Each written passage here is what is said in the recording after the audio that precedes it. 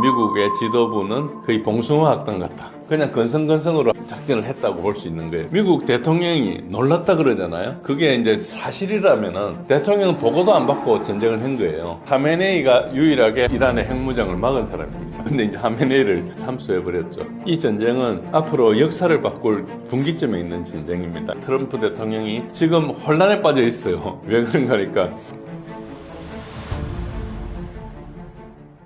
미국의 이란 공습 상황에서 잘 알려지지 않은 내용들은 어떤 것들이 있나요?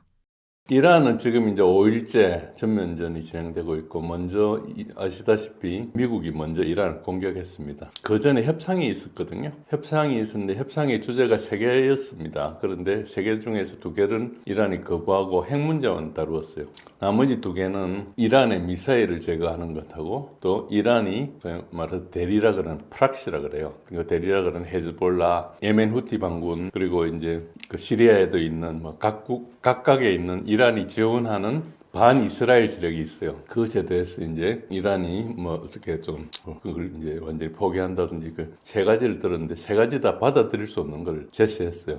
그런데 그걸 가지고 협상을 이제 처음 시작할 때 미국 측에서 협상을 하자고 그러면서 3가지 안건을 제시하니까 받아들일 수 없다. 그래서 핵 문제만 이야기하겠다. 그러니까 그러면 협상을 안 하겠다고 미국에서 이야기를 했어요. 그러니까 이란 측에서 그럼 협상하지 말자 이렇게 된 거예요. 그러니까 그때부터 뭐 그 전부터지만 작년 6월 달에 12일 전쟁 이후부터 계속 이란은 이스라엘과 미국이 공격해 올 것을 대비해서 준비를 하고 있었어요. 그런 상황에서 이제 어쨌든 협상을 했는데 그 오만을 중개를 해가지고 이제 오만에서 했었고 또 이제 제네바로 가서 했었고 그랬었죠. 그러다가 이제 협상이 사실상 거의 다 진행됐다고 알려져 있는 단계에서 거의 사인만 하면 될 정도의 상황. 그때 이제 공격을 했어요. 공격 시점이 어떻게 했는가 하니까 그 이란 최고 지도자 하메이니가 그 국가 군부하고 정부의 지도자들과 모여서 미국의 최종안을 보낼 거를 검토하는 거기에다가 때렸거든요. 그러니까 이제 그 협상이라는 것은 공격할 시간을 벌기 위해서 군사력을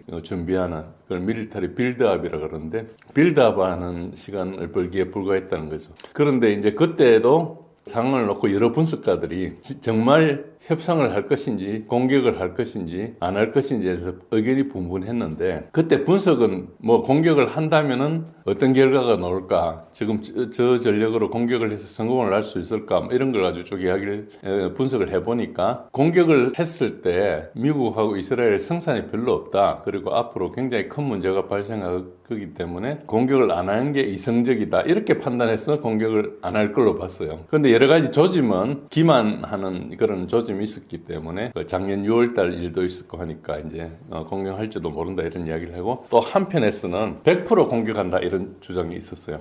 뭐 공격할 의사는 전부 다 이해를 하는데 그 성공할 것인가에 대해서 이제 합리적인 판단을 해야 되잖아요. 그런데 성공 확률이 굉장히 낮다고 생각하는 사람들은 공격을 안 할 것이다 봤고 성공 확률이 굉장히 높다고 본 사람들은 공격을 할 것이라 봤거든요. 그런데 이제 공격을 했어요. 공격을 해가지고 지금 어떻게 진행되는 거니까 처음에는 작년에도 그랬고 계속 오랫동안 한 20몇 년간 계속 이란의 핵 문제를 문제 삼았어요. 근데 이란은 핵 가이드라인을 한 번도 벗어난 적이 없었거든요. 언제 벗어났는가 하니까 2015년도에 JCPOA라고 하는 P5 플러스 1 그러니까 안보리 상임이사국하고 5나라하고 독일 해가지고 6나라가 같이 서명해서 유엔에서 인정해준 그 조약으로 JCPOA라는 걸 맺었거든요. 그거 맺었는데 2018년도에 트럼프가 무조건 탈퇴를 해버렸어요. 그때 존 볼턴하고 마이크 폼페오라는 그 소위 말해서 네오콘의 대명사들이죠. 존 볼턴 아시다시피 하노이 회담 이제 김정은하고 트럼프가 회담 맺으려 때 마지막에 못 몇 개 막은 사람이잖아요. 그게 똑같이 그 일도 이제 벌어졌어요. 그래서 JCPOA를 탈퇴했거든요. 탈퇴하고 나니까 그 다음에 협상을 하려면은 미국이 더 유리하고 이란은 더 불리한 조건으로 협상을 맺어야지 트럼프가 성공을 할 수 있는데 그런 조건이 없었어요. 그리고 탈퇴를 했기 때문에 탈퇴를 하고 계속 제재를 가했기 때문에 이란으로서는 옛날에 협상 맺을 때 3.75%를 농축하기로 했는데 그걸 넘어서서 60%까지 농축을 했거든요. 웨폰 무기를 만들려면 한 90% 정도 농축해야 되는데 60%에서 90% 가는 건 별게 아닙니다. 여러분들 농축이라 농축이란 게 뭐 별거 없이 라면 끓일 때 오래 끓이면은 쫄쫄아들지 않습니까? 근데 처음에는 잘 안 쫄아들지만은 물이 좀 부족하기 시작하면 금방 쫄아들죠. 그런 것처럼 60%에서 90%는 금방 갑니다. 0%에서 60% 가는 데는 하세월 걸리지만은 마지막에 금방 되거든요. 그런 것처럼 농축이란 게 이제 거의 뭐 한 1, 2주일만 있으면 무기를 만들 정도로 할 수 있을 정도로 왔어요. 그런데도 이제 그 이란은 핵무기를 안 만들었어요. 그거는 이제 파트와라 그래서 이제 이란의 종교적인 해석을 이렇게 해서 하는데 하메네이가 막았어요. 그러니까 하메네이가 유일하게 이란의 핵무장을 막은 사람입니다. 근데 이제 하메네이를 참수해버렸죠. 어쨌든 그런 와중에서 그전에는 핵 문제를 문제 삼다가 이번에 공격을 하고 바로 이 레짐 체인지다. 정권 교체를 위한 작전이라는 선언을 했어요. 그러니까 그전에 정권 교체가 작전이었는데 그걸 계속 기만을 하고 숨기고 있다가 이제 한 것이거든요. 그러니까 이게 어떤 문제가 있는가 협상을 하면서 공격을 했고 목표를 다른 걸 가지고 계속 이야기를 했다는 것은 일단 기만 작전에는 성공했지만은 국제 정치 그 외교라는 측면에서 신의 성실의 원칙은 지키지 않았거든요. 성실하게 임하지 않은 거죠. 이란은 어쨌든 미국이나 이스라엘에서 무슨 이야기를 하든 이란은 협정 내에서 움직이니까 약속은 지킨 거고 그런 이제 차이가 있죠. 어쨌든 힘의 논리니까 뭐 그 약속을 지키든 말든 힘이 강한 사람이 뺏어간다. 이거는까지는 뭐 그렇게 행태를 해왔으니까 우리나라한테도 뭐 관세를 하고 부당한 걸 요구하고 방위비 분담금이나 뭐 이런 거 여러 가지 요구하고 또 뭐 투자도 요구하고 이렇게 할 때 논리가 다 힘이었거든요. 힘이었는데 어쨌든 뭐 힘이란 것은 세상에 작동하는 원리니까 어느 정도까지는 수용할 수밖에 없지만 그 약속된 틀 내에서 그 틀을 강제하기 위해서 해야 되는 건데 틀을 어겨가면서 할 때마다 축구 골대를 바꿔가면서 하면 이제 되게 힘들죠. 이제 그런 차원이라고 보시면 되고요. 어쨌든 공습 개시는 이제 일어났습니다. 다 아시겠지만은 이제 개시 직후에 하메네이하고 약 40명의 고위 관로가 바로 사망을 했습니다. 그래서 사실상 이란 지도부 참수 작전이 됐어요. 그리고 미국의 국방장관 헥세스는 이란의 해군력을 무력화했다. 핵과 미사일의 야망을 종식시키는 게 목표라고 또 발표했어요. 그러니까 이 대통령 발표하고 장관 발표가 안 맞는 거죠. 대통령은 레짐 체인지라 그러고 국방장관은 핵미사일 야망을 종식시킨다. 그 미사일에 대해서 협상도 안 했거든요. 그러니까 해군력은 또 갑자기 어떻게 나오고 그러니까 이게 그 앞뒤가 맞지 않고 어떤 큰 교리에 의해서 움직인다기보다 마구잡이로 이렇게 움직이는 거죠. 여하튼 지금 미국의 그 지도부를 보면은 약간 콩가루 집안 같아요. 뭐 여하튼 말이 앞뒤가 안 맞는 이야기를 계속하고 있는 거죠. 어쨌든 그런 것은 오래된 생각을 가지고 어떤 변할 수 없는 어떤 원칙을 고수하다 보니까 생긴 어떤 지금 그걸 폴아웃이라 그래요. 생긴 그 어쩔 수 없는 일이 아니고 이거는 그냥 있는 자기네들이 가지고 있는 어떤 교리나 이론이나 정책이나 이걸 다 무시하고 그냥 했다는 것이거든요. 그러니까 이거는 무슨 큰 압력이 있었거나 뭔가 이게 정상적으로 움직일 수 없는 그런 공간에서 움직였다 볼 수 있는 거죠. 그래서 지금 사람들이 트럼프하고 루비오 국무장관 그리고 헥세스 국방장관에 대해서 여러 가지를 관찰하고 있는데 지금 제대로 계획도 못했고 계획은 뭐 군사작전을 하려면은 보통 저 계획을 되거든요. 이란 정도 같으면 몇 년 짜야 됩니다. 기본적인 계획에다가 디테일을 바꿔야 되고 그걸 이제 표적을 다 개발을 해야 되거든요. 어떤 표적이 어디 있고 그러면 그 표적 하나하나당 위성 사진부터 시작해가지고 그게 또 매일 변하면 변화까지 체크해야 되고 그러니까 엄청나게 방대한 작업을 하는 거예요. 물론 그게 다 TV에 있으니까 그걸 전부 이제 업로드 해가지고 그냥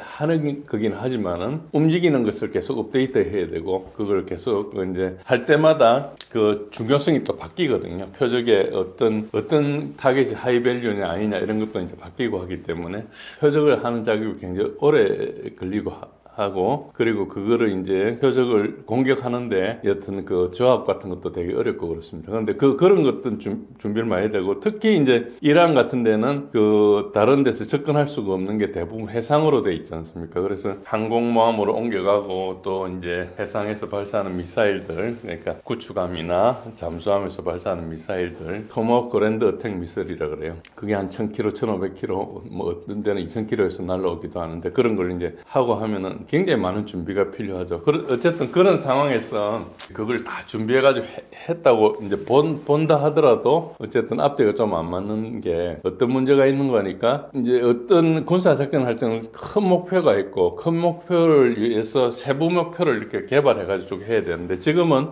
어떤 식으로 공격했는가 맨 먼저 참수작전을 했어요. 그 말은 뭔가 하니까 어떤 표적의 목을 자르면 그 다음에 몸통은 죽는다 이렇게 보는 거잖아요. 그런데 그 자체가 우리같이 기밀한 정보가 없는 공개 정보를 가지고 보는 관측자들도 이란은 그런 시스템이 아니라는 걸 알고 있어요. 이란은 모자이크 시스템이라 해가지고 최고 지도자가 없어도 작동하게 만들어놨어요. 왜 그러니까 47년 동안 계속 미국이나 이스라엘의 공격 위협에 시달렸기 때문에 그리고 미국이 가장 잘하는 작전이 참수작전이잖아요. 솔레이마니도 그렇게 참수작전을 당했고 이란이 지원하는 그런 세력들에 대해서 참수작전을 많이 했거든요. 그래서 그런 참수작전의 위협을 잘 알고 있기 때문에 참수작전은 당한다. 항상 당했을 때 그럼 어떻게 할 거냐에 준비를 다 해놨어요. 하메니 같으면은 이란의 지도자 리스트를 만들어가지고 이런 일이 생기면 어떻게 한다는 것을 또 그 사람 새로 지도자가 또 제거될 수 있잖아요. 그러면 그 백업을 어떻게 한다 이걸 다 언론회가 만들어놨고 그리고 이란이 공격 시스템이 중앙에서 지휘하지 않아도 항상 중앙에 그 소위 말하는 C4I 센터가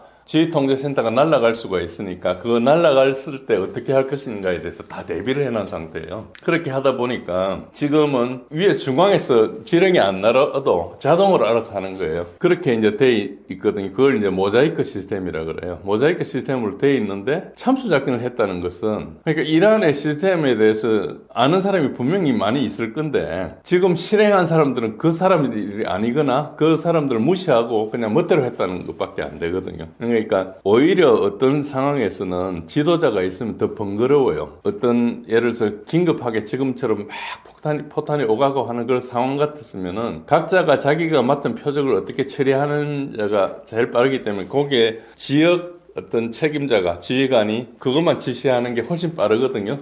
그런데 갑자기 예를 들어 이런 거지 않습니까? 재해가 생겨가지고 막 재해 대비를 한다고 공무원들이 여러 가지를 작동하고 있는데 갑자기 대통령이 딱 나타나가지고 오면은 그거 하다가 사람들이 대통령한테 브리핑하고 한다고 정신이 없잖아요. 그럼 뭐 대통령이 다른 사람보다 훨씬 많은 지식을 가지고 있어서 뭐 지침을 줄 수 있는 게 있으면은 오면 도움이 되겠지만은 대통령은 잘 모르잖아요, 사실은. 그래서 이제 그 보고 뭐가 필요한지 알려고 그러니까 사실은 그 사람들이 일하게 놔두고 필요한 거 있으면 요청해라 그러면 그거 해주는 게 훨씬 빠른데 뭐 정치적인 이유나 이런 걸로 정치인들이 계속 와요. 그게 와서 자기가 그걸 신경 안 쓴다고 비난받을까봐 겁나니까 이제 그렇게 오는데 실제로 도움은 안 되잖아요. 그럼 마찬가지로 헤드가 있으면 도움이 될 때 있고 안 될 때가 있어요. 언제 도움이 되는 거 하면은 책임지기 힘든 엄청나게 복잡한 소위 말해 뷰로크라시라고 그러죠. 그 관료주의적인 절차가 있는데 그거를 일일이 공무원들이 판단하려면은 굉장히 시간이 오래 걸리는 그런 상황. 이게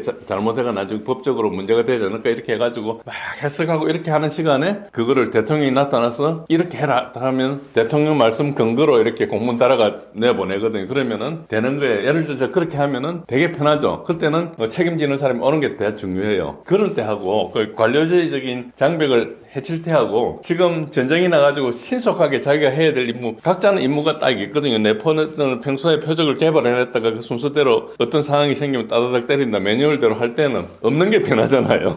그러니까 지금 상황이 어떻게 되는 거니까 참수 작전을 하고 나니까 중앙의 지시를 기다려야 되고 막 이제 쏴요. 그러니까 미국이나 미군 지금 쏘는 데가 그러니까 미군 그 걸프 지역에 있는 미군 기지를 쏘거든요. 80개 기지에 쏘입니다. 쏘는데 어디까지 쏘는가 하니까 그 키프로스에 있는 영국 기지까지 영국이 그 공항을 하나 가지고 있거든요. 그 영국 그 공군기지를 하나 가지고 있어요. 거기까지도 날라갔어요. 그러니까 자꾸 이란의 미사일이 날라오니까 폭격기나 전투기들을 계속 이제 멀리 이제 옮기거든요. 근데 레바논에도 옮기고 요르단에도 옮기고 여러 군데 옮겼는데 거기를 때린 가지고 이제 키프로스까지 갔는데 거기도 때렸어요. 그러니까 이제 이란의 미사일 능력이 엄청 뛰어난 거죠. 뛰어난 데다가 지금 자세히 보면은 이제 작년 6월 달에 있었던 12일 전쟁하고 좀 다른 게 뭔가 이게 12일 전쟁 때는 처음에 두드려 맞고 나서 이란이 복구하는데 12시간에서 15시간 걸려서 공격을 시작했어요. 지금은 25분에서 46분 만에 공격했다 그러거든요. 그러니까 이미 뭐 언제든지 이제 공격할 준비를 하고 있다가 맞았다 소리 듣고 그게 뭐 맞았다는 이야기가 그 즉시 날라오진 않았겠죠. 어떤 식으로 뭐 어떤 지휘 계통을 통해서 날라오자마자 제일 먼저 이렇게 한 거거든요. 그러니까 지휘부가 없어졌으니까 이제 지휘부를 대체하고 뭐 이래야 되는데 지휘부가 그 폭격을 맞고 나니까 죽었는지 살았는지 그 확인하고 이런 시간이 걸릴 거 아닙니까? 그 사이에 이제 누가 지휘를 못해가 공백이 생겨야 되는데 훨씬 빨리 온 거예요.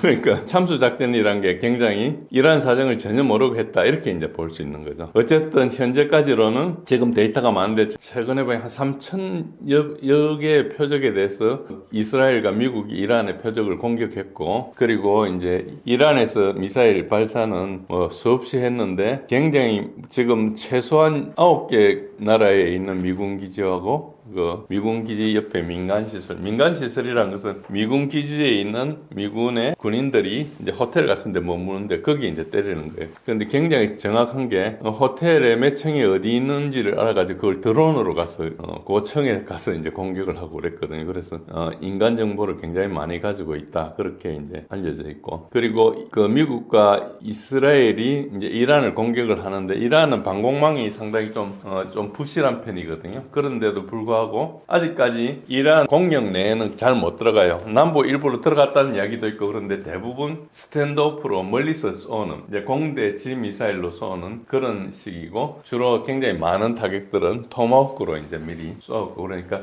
그 아직까지는 미국이나 이스라엘이 자기네들 피해 입을까봐 겁을 내는 존 안에서 있다는 것은 굉장히 아직까지 그 접근하면 위험하다는 걸 감지하고 있는 것이죠. 그러니까 완전히 제압을 못한 거죠. 시드라 그럽니다. Suppression of Enemy Air Defense라는 그 작전이 있는데 시드를 완전히 달성하지는 못한 것 같아요. 그렇지만은 많이 폭격을 하고 있고 그런데 폭격도 되게 이상한 게 테헤란 근처에 폭격을 되게 많이 하고 있어요. 그 말은 뭔가 하니까 모사드하고 CIA가 과거에 이란 내에 심어놨던 사람들이 휴민트를 통해서 표적 정보를 이렇게 전해주는데 그 사람들이 1월 달에 많이 제거당해가지고 표적을 제대로 제공해주지 못하는 것 같다. 그래서 테헤란 근처에 많이 때리거든요. 경찰도 때리고 하는데 경찰 때린 것은 이제 이란 내 소요를 조정하기 위해서 이제 소요를 진압을 하는 세력을 제거하는 거죠. 1월 달에 있었던 그 소요 사태를 진압하는 경찰을 제거하고 그런 작전을 하는 그 목적은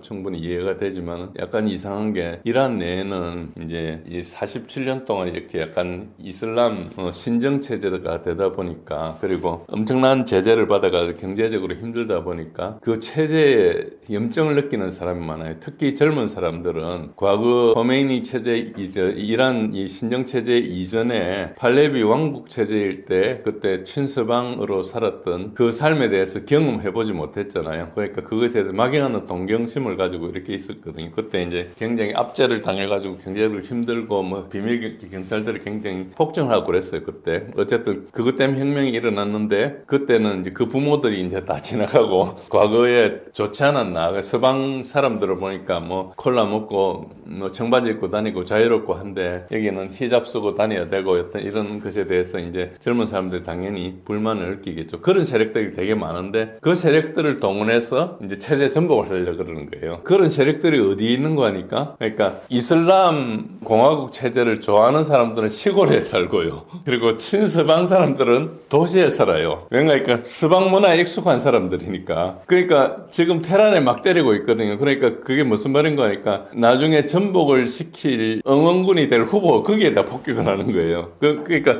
좀 어처구니가 없는 일이 앞뒤가 안 맞는 일이 계속 일어나고 있는 것은 이 작전이 굉장히 오래 준비된 것 같지만 막상 열보니까 굉장히 허술하게 준비됐고 잘 모르면서 이렇게 했다. 즉 미국이 어떤 특히 미군이 뷰로크라시로 움직여가지고 예를 트럼프 대통령이 국방부 장관한테 명령을 말을 하면 북한 장관이 예썰 해가지고 딱 알아서 하고 이렇게 하는 것까지는 잘 되는데 막상 내려오면은 잘 이해하는 사람도 없고 그냥 건성건성으로 하는 작전을 했다고 볼 수 있는 거예요. 그래서 폭탄을 엄청 때려붓고 하지만은 지금 혼란에 빠져 있어요. 왜 그런가 하니까 첫 번째, 처음에는 이제 이란이 이스라엘을 때릴 줄 알았는데 걸프 지역에 있는 미군 기지를 막 때리거든요. 그래가지고 그게 놀랐다는 거예요. 그래서 대통령이 놀랐다고 이야기를 해요. 그거 인터뷰를 했어요. 텔레비전에 나와서. 그런데 이란에서는 그렇게 때리겠다고 한 석 달 전부터 공개적으로 이야기를 했어요. 다시 공격하면 거기를 때린다.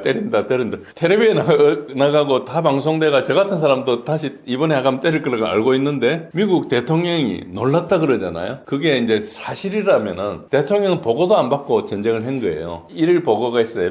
PDB라 그래요. 프리지던셜 데일리 브리핑이라 해서 매일 아침에 CIA에서 분석한 자료를 가지고 와서 매일매일 가장 중요한 전략적 상황을 대통령한테 보고를 해요. 그 보고를 하게 돼 있는데 대통령이 그걸 거의 안 받았거나 그냥 안보보좌관이나 누구한테 대신 받게 해가지고 그냥 자기 귀에 들어오게만 했거나 이런 거거든요. 그 브리핑 받으려면은 정신 딱 차리고 매일 이렇게 봐야 되거든요. 그래서 군인 출신 같으면 그게 매일 습관이 돼 있으니까 이제 그렇게 하는 건데 뭐 트럼프는 사업가 출신이니까 그런 게 좀 안 돼 있을지도 모르죠. 어쨌든 저는 실제 미국에서 최고 의사결정 그리고 이 전쟁은 앞으로 역사를 바꿀 분기점에 있는 전쟁입니다. 이 전쟁을 하는데 전혀 준비가 안 되고 허술하게 이렇게 시작했다는 것 자체에 너무 놀랐고 그 말은 무슨 말인가 하니까 미국이라는 나라가 세계 최고라 그러면서 굉장히 오만해가지고 무조건 하면 이긴다고 생각하고 특히 1월 달에 있었던 베네수엘라 마두로 체포 같은 그런 생각해가지고 아무거나 할 수 있을 거라고 생각하는 그런 굉장히 분석 안 했던 그런 걸 알 수 있죠. 그리고 이제 트럼프 대통령이 그 당황한 걸 어떻게 알 수 있는가 하니까 전쟁 기간 지금 닷새째잖아요. 그 닷새째인데 이제 미국 시간은 나흘째예요.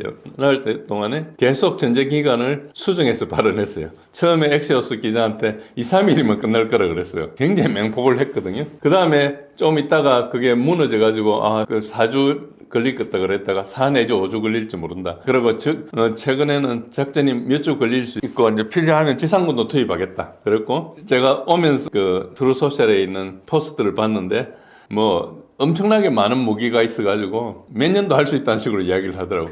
우리가 미국의 무기고가 바닥난 건 우리 다 잘 알고 있잖아요. 언제 바닥났는가 하니까 2023년에 바닥났어요. 우리나라가 155mm 포탄을 줬잖아요. 155mm 포탄은 지상작전에서 가장 기본적인 탄이거든요. 그걸 가지고 20km, 40km 안에 있는 걸 대부분 공격하기 때문에 이제 굉장히 기본적인 것이고 웬만한 이제 대대작전 이상은 그 포병의 지원을 받아요. 한 여단은 당연하고요. 그러니까 이제 사단에 가면은 그런 포병 대대가 하나씩 있고 뭐 그런데 그 탄이 모자라 가지고 이제 우리가 빌려줬거든요. 그러니까 빌려줬는데 그렇다 말은 미군이 가지고 있는 탄이 딱 일정량밖에 없다는 거죠. 얼마 쓰고 나면 다 빈다는 거예요. 그러면 그 탄이 없으면 그 부대는 아무것도 아니거든요. 그리고 그게 아무것도 아닌 정도가 아니고 작전을 하는데 그게 비면 아무것도 안 되니까 지상군 전체 부대가 아무것도 아닌 게 되는 거예요. TOA라는 게 굉장히 중요한데 기본적으로 가지고 있어야 될 건 가지고 있어야 되는데 그게 없다는 거죠. 그런 상태가 있었는데 지금 와가지고 우리가 엄청나게 훌륭한 세계 최고의 포탄을 엄청나게 많이 가지고 있다 이야기하는 거예요. 그러니까 이게 지금 너무 당황했다는 걸 알 수 있는 거죠. 말로라도 이렇게 해가지고 그런 이야기를 하면 대통령이 한 이야기니까 속는 셈 치고 들어보자는 사람이 좀 있겠죠. 그런 걸 하고 있는데 지금 그야말로 제가 볼 때는 미국의 지도부는 거의 봉숭아 학당 같다. 그렇게 볼 수 있습니다. 이란이 레드라인을 넘었다고도 얘기하는데요. 트럼프의 진짜 의도는 무엇일까요? 핵 문제는 아까 말씀드린 대로 핑계고요. 그리고 레드라인을 넘겼다고 이야기하는 것은 약간 그냥 정치적인 이야기다. 그러니까 핵 문제 자체는 이란이 레드라인을 넘긴 적이 없어요. 그러니까 핵의 기본적인 상황은 JCPOA거든요. JCPOA를 미국이 먼저 깼잖아요. 미국이 먼저 깨고 그리고 작년에 계속 공격할 때도 핵무기를 금방 만들 수 있다는 주장을 했는데 사실 그 주장은 1985년부터 주장해 온 거예요. 계속 며칠이면 핵을 만든다는 주장을 계속 40년째 하고 있었기 때문에 대부분 사람들이 그 문제에 대해서 이란은 잘하고 있다 생각했었고, 그리고 이제 이란의 핵 비확산 금지 협정, 그러니까 NPT 가입 국가예요. 그래서 IAEA에서 계속 성실하게 신고를 했기 때문에 실제로 넘긴 적이 없었어요. 언제부터 넘겼느냐 하면은 2018년도 JCPOA를 파기하고 나서부터, 그때 JCPOA 규정이 3.67%를 농축하는 것이었는데, 그거를 계속 지키고 있다가 2018년도에 미국이 탈퇴를 하고 나니까 그때부터 농축을 계속 했었어요. 그러니까 제재를 받는 상황에서 이제 그거를 계속 지키고 있는다는 것은 JCPOA 협정을 맺은 다음에 상대방은 제재를 한데 나는 그 과거 협정을 계속 지킨다는 게 이란으로서 이제 그 협정 자체로 복귀할 수 있는 요인이 안 되니까 이제 그 농축을 올린 거죠. 그런 상황이기 때문에 이제 어쨌든 레드라인 자체하고 이야기할 수 없고요. 그리고 오만의 외무장관이 협상이 거의 전쟁 직전에 거의 성사 합의됐다고 발표를 했어요. 언론에. 전쟁 개시 직전에 그 이야기한 것입니다. 그래서 오만이 굉장히 성공적이라고 평가할 만큼 진전된 상태고, 그리고 전쟁 이후에도 미 주류 언론들조차도 합의문이 테이블 위에 있었다 이렇게 보도를 했었어요. 그러니까 협상은 다 된 거죠. 그러니까 협상이 되면 이제 더 이상 공격을 못 하니까 협상 되기 전까지는 기다렸다가 협상이 이제 거의 되기 직전에 이제 공격을 했다 볼 수 있죠. 그래서 레드라인이라는 것은 이제 어째 보면은 인위적이라 볼 수 있고요. 아까 말씀드린 대로 그 공습을 받은 오전 9시에서 9시 반 사이에 하메네이 최고 지도자하고 최고의 군사안보회의 지도부가 모여가지고 협상 최종안을 검토하기 위해서 집무실에 모인 상태였어요. 그러니까 협상 다 된 것을 오케이 이제 그 결정하기 위해서 모였는데 거기에다가 이제 때린 거죠. 이거는 이제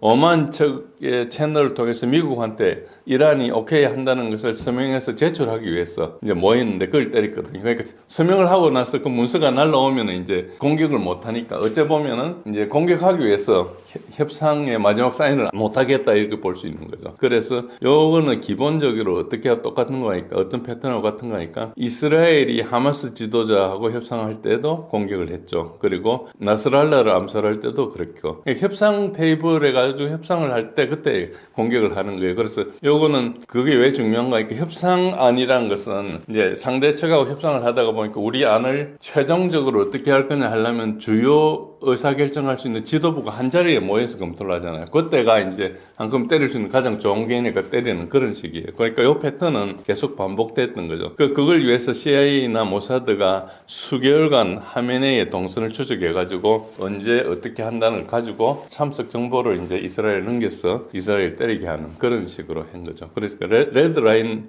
이라는 이 질문이 조금 약간 마치 이란이 뭐 어떤 걸 지키지 못해가지고 미국이 할 수 없이 때린 것처럼 이렇게 이제 소위 말 내러티브를 서사를 잡아가지고 언론에 보도를 하고 이렇게 이제 하다 보니까 그런데 사실을 알고 싶으면 이제 그렇게 못한다 이렇게 볼 수 있는 거죠. 이 협상 자체는 핵 문제는 사실은 아무 문제가 아니고 본래 이 계획이 있었어요. 그러니까 이게 2001년도에 9.11 사태가 났잖아요. 9.11 사태가 나고 나서 이 웨슬리 크락이라는 사람이 이제 일주일도 안 돼서 국방부에 가니까 국방부에서 뭘 이야기하는 거니까 5년 내에 7개 국가와 전쟁을 하겠다. 그거를 계획을 하고 있더래요. 그 이야기를 이분이 나와가지고 나중에 실토를 했어요. 인터뷰에 나와가지고 그 나라가 이라크, 시리아, 레바논, 리비아, 소말리아, 수단 그리고 이란인데 사실 여기 한 나라가 더 있고 이란 외에 나머지 나라들 다 정권 교체를 했어요. 그러니까 이게 이란이 마지막이죠. 그런 측면에서 이 공격 계획은 오래전부터 돼 있었고 시리아가 언제 넘어갔는 거니까 2024년 12월에 넘어갔어요. 11월에 그렇게 시리아가 마지막으로 넘어가고 나니까 이제 이란이 제일 마지막 주자가 된 거예요. 그래서 시리아가 넘어간 다음에 이란이 다음 공격이 될 거라는 것은 사람들이 다 기대하고 있었고 그리고 그 일이 있고 나서 6개월 뒤에 이제 이스라엘이 이란을 공격했죠. 그래서 협상이나 이런 것들이 굉장히 볼 때 헷갈리게 할 수 있는데 핵심은 처음부터 공격할 준비를 하고 있었다. 예, 그 다음 슬라이드를 한번 보시면은, 이건 제가, 저번에도 강조한 건데, 요게 2009년도에 보면은, 브루킹스 연구소에서 보고서를 만들었어요. 위치 패스트 페르시아인데, 이 보고서에 목차를 쭉 보시면 제가 빨간 사각형으로 표시해 놨는데, 저게 거기에 있는 군사작전을 어떻게 할 거냐. 그리고 이걸 또 체제 전복 작전을 어떻게 할 거냐 이런 세부적인 계획들을 이제 정책 보고서를 만들었는데 거기에 보면은 제가 동그라미 해놓은 대로 저대로 대부분 했어요. 그러니까 첫 번째가 그냥 처음부터 들어가서 전면전 할 거냐가 이제 내용이고, 두 번째 동그라미 있는 이유가 이거를 비비한테 맡긴다. 네타냐후한테 그냥 공격하게 하거나 공격을 시킨다. 이런 게 그거고, 그거는 이제 작년 6월 달에 있었죠. 6월 달에 이스라엘 먼저 공격한 다음에 나중에 이란이 보복하니까 중간에 휴전하기 위해서 미국이 가서 핵시설을 폭격하는 걸 흉내를 내가지고 이제 휴전을 했죠. 그리고 그 밑에 있는 게 체제 전복을 하는 건데, 체제 전복을 하기 소요 사태를 일으키고 하는 여러 가지 그 방법에 대해서 이야기, 요게 이제 지난 12월과 1월 달에 있었던 거죠. 그 12월 달에 보시면은 먼저 리아라를 폭락시키고, 그것 때문에 경제적으로 굉장히 어려워지니까 상인들이 나와서 시위를 하고, 그 시위에 맞춰서 극렬 세력들, 모사드가 그전에 키웠던 세력들을 거기 투입해가지고 그걸 이제 폭력으로 바꿨죠. 그런데 이란에서 그걸 알고 이제 인터넷을 차단하고 스타링크 터미널을 다 추적해가지고 그걸 이제 잠재워버렸죠. 그래서 거기서 뭐 3만 명이 죽인 어떤 해가지고 이란이 굉장히 지금 폭력적으로 자기 국민들을 죽인 그런 걸로 이제 그림을 만들었는데, 사실은 이제 요 보고서를 보면은 이미 이제 그렇게 심어놨다는 걸 알 수가 있고요. 그래서 이 보고서대로 진행됐다 이렇게 보시면 됩니다. 그러니까 핵 문제나 레드라인은 언론에서 나온 서사고 실제로는 다르다 이렇게 알 수 있는 거죠. 미국의 이번 공격은 단발성 군사 행동인가요? 아니면 중동 정책이 전환됐다는 큰 신호일까요?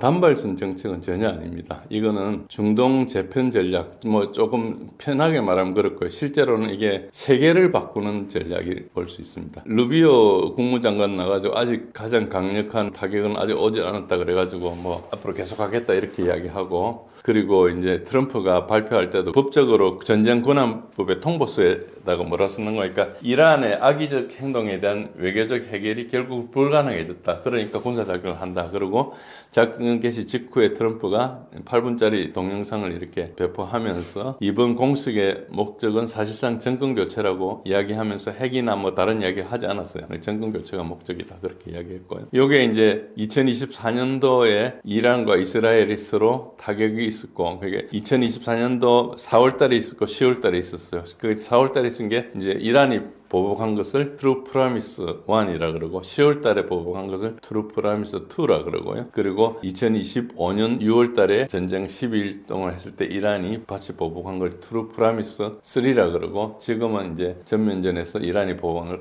것을 트루 프라미스 4라 그래요. 그리고 이제 미국이나 이스라엘이 하는 작전명은 또 따로 있고요. 사자 이름을 가지고 이렇게 하기도 하고, 지금 미국이 하는 미국 작전 이름은 에픽 퓨리라 해가지고 획기적인 어떤 분노다, 이런 그야말로 뭐 그냥 가끔 있는 게 아니고 뭐 수세기 만에 한 번씩 있을 수 있는 그런 분노다, 이런 식으로 이름을 붙인 작전이죠. 그래서 이 작전을 하면서 지금 2024년부터 지금까지 거의 대부분 이란의 군 참모총장, 국방장관, 혁명수비대 사령관 등 이게 대부분 사람들 제거됐어요. 엄청나게 많이 제거됐고, 작년에는 핵과학자도 제거됐죠. 그리고 이스라엘의 그 레바논의 헤즈볼라에 대해서도 공세를 동시에 제거해가지고 이란이 이스라엘을 힘들게 하는 건 이제 다 때린다 이렇게 생각하기 때문에 이게 경고성 타격이나 이런 게 아니고 이란의 핵과 미사일과 정치 체계를 자체를 표적으로 하고, 이란이 제거가 되면은 이제 이스라엘을 막을 사람은 없어요. 그러니까 이스라엘이 가지고 있는 이제 그 그레이트 이스라엘이라는 그 어떤 비전이 있어요. 그게 비전이 뭔가니까 나일에서 유프라테스까지, 그러니까 이집트에서 이라크까지 그 지역을 전부 이제 다 통일해서 이스라엘로 만들겠다는 게 이스라엘의 생각이에요. 이 생각을 공식적으로 이야기를 하지 않고 있지만 대부분 알고, 얼마 전에 미국 주 이스라엘 미국 대사 마이클 허커비가 그 이야기를 해버렸죠. 그래가지고 그게 알려졌는데, 어쨌든 그런 이유 때문에 이스라엘은 아직 유엔에 가입해가지고 있지만은 아직 유엔에 가입해 있는 나라 중에 국경 확정을 안 지은 나라는 이스라엘밖에 없어요. 이스라엘은 왜냐니까 그걸 다 해가지고 갈 거니까. 그래서 중동 전쟁 하면서 조금씩 얻었던 땅, 예를 들어서 시리아 땅의 골란고원, 이거는 이스라엘이 지금 시로 지배를 하고 있어요. 시리아 땅인데 본래 그 전쟁 끝나고 이제 빼주기로 했는데 그냥 계속 있는 거죠. 그 이유가 뭔가니까 자기네들 가질 땅에 대한 어떤 계획이 있는 거예요. 그래서 그 나라를 다 차지하겠다는 게 생각입니다. 그걸 지금 지금부터 이야기하면 안 되니까 뭐 팔레스타인 사람들이 자기를 괴롭히는 테러리스트든지 뭐 이렇게 이야기를 하는데 사실은 그 땅을 뺏는 과정에서 생긴 반발이 일어나는 그런 측면이 있어요. 그런데 이제 이스라엘이 미국과 함께 서방과 함께 어떤 힘을 가지고 있으니까 우리나라 같은 데서도 실제로적으로 힘이 겁나니까 거기에 정치적으로 대항을 못하는 거죠. 그래서 항상 유엔 결의 같은 거 하면은 우리는 기권하거나 뭐 이렇게 하는 그런 나라 중에 하나입니다. 그리고 사람들이 이야기하지 않는 것 중에 하나인데 이 핵심이 이 페트로달러에 있어요. 지금 왜 갑자기 미국이 이란을 공격할까 이런 측면에서 보면은 지금 이란이 또 왜 갑자기 또 미군 기지를 공격했을까? 물론 기지를 공격하겠다고 계속 예고를 했지만 왜 그런 일이 발생했을까를 이해하시려면은 어쨌든 이란이라는 게 미국 입장에서 보면 미국이나 영국 같이 제국을 움직이는 서방 입장에서 보면은 러시아가 있고 중국과 인도가 있지 않습니까? 그 러시아와 중국, 인도가 굉장히 큰 나라거든요. 자원이 많고 면적이 넓거나 인구가 많거나 그리고 이제 그런 큰 나라이기 때문에 그 인구 합치면은 뭐 한 30억 가까이 되잖아요. 그런 때는 그러니까 거의 뭐 세계의 한 40% 이상 되는 큰 나라들이 어디에서 교차를 하는 거예요? 이란에서 교차를 해요.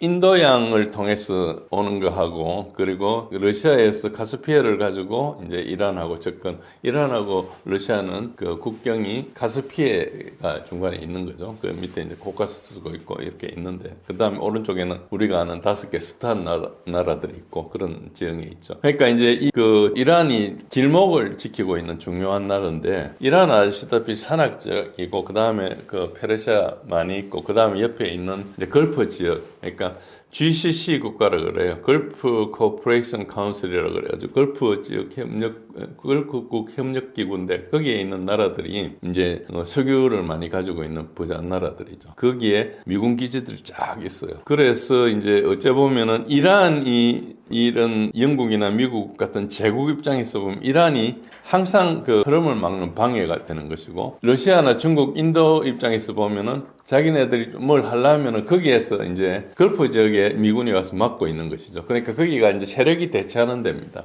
그런데 가장 큰 문제는 뭔가니까 이제 달러를 좀 이해해야 되는데 달러라는 게 이제 검토안이 안 되죠. 닉슨이 12년도입니까? 거기에 이제 탈퇴를 하면서 소위 말해서 브레튼 우드에서 만들었던 달러에 대한 달러당 몇 온스를 준다는 그걸 이제 탈퇴했기 때문에 이제 아무것도 없이 이제 피아트 커런시를 종이돈을 막 찍어내는 거예요. 근데 이제 그 종이돈이 가치가 있으려면은 본래 그 나라에서 살만한 게 많이 있으면 그 가치가 있잖아요. 그러니까 그 나라에 이제 예를 들어서 우리 원화 같으면 한국에서 살 수 있는 원화로 살 수 있는 게 되게 많다. 뭐 석유 제품도 사고 뭐 자동차도 사고 그러면 우리 원화를 발행한 것에 대해서 어쨌든 그 백업이 되는데 우리가 그 원화를 막 찍어가지고 저 동남아 사람들이 한국 원화를 많이 가지고 싶어해서 그 사람들 많이 가지고 있다 치면은 우리나라에서 안 돌아다니니까 많이 찍어내도 물가가 안 올라가겠죠. 그러면은 소위 말해서 언젠가 갚기는 하고 비치기는 하지만은 어쨌든 뭐 우리 국민들이 잘 쓸 수 있겠죠. 싼 값에. 그리고 그런데 이제 그게 바로 우리한테 돌아오면은 안에서 이제 화폐가 요동을 치니까 이제 물가가 올라가고 여러 가지 자산 거품이 일어나고 하겠죠. 그런 거하고 비슷하게 달러는 많이 찍어냈죠. 전쟁도 하고 미국은 계속 재정 적자를 내면서 막 소비를 하고 하니까 많이 찍어내니까 달러가 많으니까 달러 가치가 떨어져야 되는데 이게 이제 많은 사람들이 이 준비 통화로 쓰다 보니까 예를 들어서 내가 돈을 벌어가지고 그 달러로 바꿔가지고 저축을 해놓잖아요. 그런 식으로 해놓으면은 각국에 가지고 있는 원화보다 더 안정적이다. 전쟁 나거나 할 때도 안정적이고 그 가격 변동에도 안정적이다 생각하면 이게 이제 가치가 있는 거죠. 그런데 처음에 이제 달러 소위 말해서 금으로 금보니제에서 이제 떨어져 나가니까 어떻게 그 달러를 유지했는 거니까 페트로 달러라 해가지고 그 사우디를 포함해서 걸프 지역에 기름을 팔 때 전부 이제 달러로만 받게 이렇게 했어요. 그 대신에 걸프 지역에 있는 그 나라들은 다 왕정국가들이잖아요. 왕정국가라는 게 마리시어스 왕정국가들이지. 그 부족, 그 가족이 그냥 왕을 하는 거예요. 그렇게 하다 보니까 이제 그 사람들한테 그 소위 말해서 안보를 이제 지켜주는 거죠. 자기 국민들한테도 쿠데타를 당할 수도 있고 다른 나라 침략을 당할 수도 있고 대표적으로 이제 사담 후세인이 쿠웨이트를 쳤던 것 같이 그렇게 침략을 당할 수도 있고 뭐 카타르나 바레인이나 이런 조그만 나라들은 권력이 되게 약한데 돈은 엄청 많잖아요. 돈이 없으면 누가 흉내도 안 내겠지만 석유로 돈을 굉장히 많이 벌어놨기 때문에 이제 그걸 소시탐탐 누릴 수 있으니까 미군이 가서 지켜주는 거예요. 그 지켜주는 대가로 이제 석유는 다 달러로 팔기로. 그럼 석유를 살려면 누군가 달러가 있어야 되니까 특히 우리나라 같이 중동에 가서 석유를 살려면 달러가 필요하니까 우리는 어쨌든 석유 사기 위해서 달러를 버는 거거든요. 미국이 좋아서 하는 게 아니고 미국에서 살 수 있는 것은 그다지 많지 않지 않습니까? 중국에서 살 거는 많이 있어도 뭐 미국 것도 사지만은 주로 이제 그러니까 이제 페트로 달러라 그러는데 그 페트로 달러 때문에 금에서 빠졌는데도 불구하고 달러가 상당히 이제 가치가 있게 쓰는 거고 그 동안에 미국에서는 그 빚을 내도 뭐 달러를 계속 찍어내는 거죠. 그러니까 시중에 달러가 많이 있지만은 그 수요가 있는 한 석유를 살 수 있기만 하면은 달러가 많아도 이제 관계가 없죠. 그런데 이 문제는 뭔가 그러니까 그러면은 그 각 GCC 나라들은 달러를 벌어가지고 어떻게 하겠습니까? 그 달러를 가지고 다 미국 증권시장에 투자하는 거예요. 투자를 하죠. 자기네들 필요한 뭐 식량도 사고 뭐 물도 사고 뭐 여러 가지 건설도 하고 할 때 달러가 나가지만 핵심은 뭔가니까 그래도 국부 펀드들이 돈이 많아요. 그러니까 이 사람들이 돈을 어떻게 할 수가 없어가지고 실물도 사기도 하고 하는데 투자를 많이 하죠. 뭐 지금 가장 핫한 데가 뭡니까? AI잖아요. 이게 엔비디아처럼 해가지고 AI 관련 회사들이 막 엄청나게 주가가 많이 올라가고 있는데 그게 뭔가 그러니까 이 사람들이 돈 벌어가지고 5달러를 벌어가지고 전부 다 거기 투자하는 거예요. 그렇습니다. 그러니까 달러 수요가 있고 그러니까 그것 때문에 미국이 기축 통화를 유지하고 또 그 달러가 미국 그 증권시장도 부양하고 그러니까 AI나 이런 것들이 이런 페트로 달러 때문에 유지가 되는 측면이 있죠. 그게 특히 2012년 이후에 이 GCC에 있는 국부 펀드들이 특히 이제 UAE나 사우디나 쿠웨이트 같은 데가 대규모로 올린. 그런데 지금 이제 전쟁이 나면서 이란이 어디를 때리는 거니까 그 GCC 국가들에 있는 미군 기지를 때려요. 미군 기지를 때리고 나면은 그 국가들이 가지고 있는 부를 보호해주지 못하잖아요. 그러면은 앞으로 어떤 문제가 있는 거니까 이제 달러 수요가 줄어드는 측면이 있죠. 달러 수요가 줄어드니까 이제 그런 면이 있고 또 이 GCC 국가들은 예를 들어서 석유를 좀 못 팔거나 하면은 거기 생기는 돈이 없으니까 뭐 AI 같은 데 투자를 못 하겠죠. 그러면 지금 이 페트로 달러 때문에 생긴 버블이 상당히 꺼지겠죠. 이게 영속적이 일어난다면은. 그러니까 이란이 공격하는 것은 뭘 공격하는 거니까 서방의 경제를 공격하고 있는 거예요. 그러니까 작년 6월 달에는 이스라엘의 텔아비브나 하이파나 이런 데를 공격했잖아요. 근데 지금도 그걸 공격을 하고 있지만은 핵심적으로 걸프 국가들을 지켜주고 있는 미군 부대를 다 공격하고 있거든요. 근데 지금 속수무책으로 두드려 맞고 있는 상황이에요. 이란은 또 엄청나게 두드려 맞고 있지만은 이란의 주요 군사 시설들은 별로 안 두드려 맞아서 물론 미사일 발사도도 맞고 하는 것들이 있지만 그 통계적인 숫자로 보면은 아직 대부분은 지하에 이렇게 잘 있거든요. 그리고 아까 말씀드린 대로 모자이크 시스템이기 때문에 위에 지도부가 없어도 계속 때리고 있어요. 그러니까 그런 상황으로 이제 계속 걷잡을 수 없이 가니까 아까 말씀드린 대로 이제 루비오나 트럼프나 이런 사람들이 지금 엄청나게 가강하고 있는데 그리고 이제 핵심은 뭔가요? 그러니까 GCC를 타격하면은 원유 거래가 일단 중단되죠. 그럼 당장 달러 수요가 급감할 거 아닙니까? 물론 다른 데는 가기는 하겠지만은 그리고 미국 주식 시장이 폭락할 거고 그러면 엔비디아나 MS나 구글이나 애플 이렇게 매그니피션트 세븐이라는 게 여기가 붕괴가 되고 미국이 뭐 AI로 뭘 하겠다는 게 다 공황이에요. 뭐 중국이나 이런 데가 더 앞서 나가겠죠. 어떤 경쟁에서. 그래서 GCC를 붕괴시키는 게 미국의 제국을 붕괴시킨다고 이란은 그렇게 생각하고 있는 거예요. 그래서 이번에 때리는 것은 그냥 일정의 교전이나 이런 수준이 아니고 서로의 심정을 가지고 사생결단을 하는 걸 하고 있다. 그렇게 이제 보시면 됩니다. 아까 요게 지도를 잠시 누구나 구글에서 볼 수 있는 건데, 이제 카스피아하고 밑에 이제 페르시아만 인도양이 있지 않습니까? 그러니까 인도, 중국, 러시아가 이제 겹쳐요. 그래서 요거를 가지고 96년도인가 그때 이제 러시아의 외무장관을 했던 프리마코프가 요걸 예측을 했어요. 그래가지고 이 세 나라가 뭉쳐야 된다 해가지고 프리마코프 트라이앵글이라는 외교 장관의 이름을 딴 그 사람이 이제 그 아이디어를 냈기 때문에 그런 식으로 이야기했는데 그 세 개 나라가 겹치는데 어디서 그 변이 지나가는 거니까 가장 긴 변이 이란을 통과해요. 그리고 중국은 1대1로를 하면서 이제 지금까지 테헤란까지 기차가 중국에서 연결되거든요. 그리고 이제 남북 교통로로 해가지고 이제 러시아하고 이제 이란 간에 통과하게 이제 라인을 만들었죠. 그러니까 지금 러시아 입장에서도 흑해를 통과하려면은 터키를 거쳐야 되고, 그리고 발틱해를 통과하려면은 발틱에 있는 여러 국가들을 거쳐야 되는 그런 그거, 그 위에는 이제 얼어가지고 그렇게 사실사실 활동을 못하고 하는데, 지금 이쪽에 남북 교통을 막아 놓으면은 유럽을 통과하지 않고 아시아로 갈 수 있는 길이 많이 열리거든요. 인도하고 이란, 특히 여기 옆에 있는 이제 걸프 국가들하고까지 이제 쉽게 오갈 수 있는 이런 걸 할 수 있기 때문에 이제 남북 교통로에 대해서 상당한 어떤 비전을 가지고 있고 이런 상황인데, 이제 그래서 이 지리가 되게 중요하다, 그렇게 이제 측면에서 지도로 보셨습니다. 예. 미국이 이스라엘을 돕는 숨은 의도는 무엇일까요? 이스라엘은 뭐 지금은 좀 더 했지만 어떤 한 2,000발 정도 폭탄을 투하했고, 미국은 항모 2척이 왔고 구축함이 다수 와서 이제 공동작전을 하고 있죠.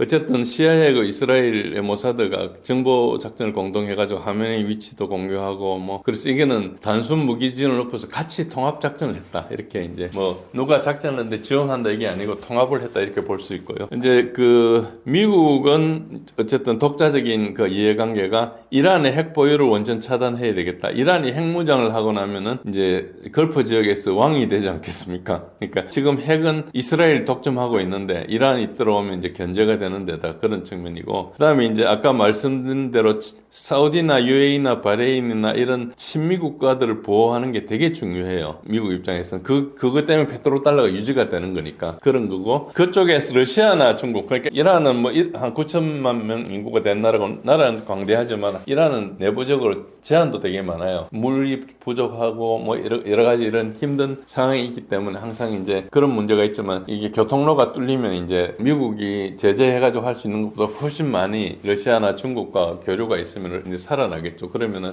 이제 이스라엘이 이란을 견제하기가 되게 힘들어지는 그런 상황이겠죠. 어쨌든 그런 측면이 있어서 페트로달러를 보호하기 위해서, 그리고 러시아와 중국이 거기에 중동의 영향력이 확대되지 않게 위해서 미국은 이제 엄청나게 노력하는 거고, 만약에 지금 사우디하고 중국처럼 뭐 금도 같이 거래하고 위안을 베이스로 이렇게 하기 시작하면은 이제 달러는 확 줄어들죠. 지금 달러 거래가 굉장히 많이 줄어들었어요, 이미. 그런데 이제 더 줄어들면은, 안 그래도 지금 적자가 많은 미국이 엄청나게 가난해질 공산이 있기 때문에 이제 그 사생결단으로 하는 것이고요. 그래서 트럼프는 지금도 계속 메시지를 못 보내는 게, 이란 국민들한테 일어나서 직접 정부를 장악하라, 이렇게 이야기를 해요. 그러니까 이란 사람들이 살기 힘들고 하니까 이제 그걸 해라고 이제 계속 그런 서사를 하고 있는데, 사실은 약간 이게 준비가 좀 덜 된 상태에 가고 있는 것이고, 그리고 가장 지금 중요한 것은 지상군을 투입할 것이냐 말 거냐가 되게 중요해요. 그러니까 트럼프가 말을 계속 얼버무리다가 지금은 이제 필요하면은 지상군도 배제하지 않는다, 이렇게 가능성을 열어뒀는데, 거의 이제 지상군을 투입하면은 트럼프의 대통령직이 날아가는 수준이 아니고 미국이 없어질 가능성이 높아요. 월남전 때하고 상당히 다릅니다. 뭐 월남전하고 비슷하게 될 거지만, 근데 핵심은 뭔가니까 지상군을 투입하지 않고 정권 교체할 수는 없어요. 공중 폭격으로 정권 교체는 불가능하거든요. 투입해야 되는 그런 측면이죠. 그래서 이게 지금은 이스라엘 앞세운 중동 전략이라기보다 미국이 전면으로 나서서 이스라엘과 같이 한다. 그런데 이제 정치적인 부담이 있으니까 루비오는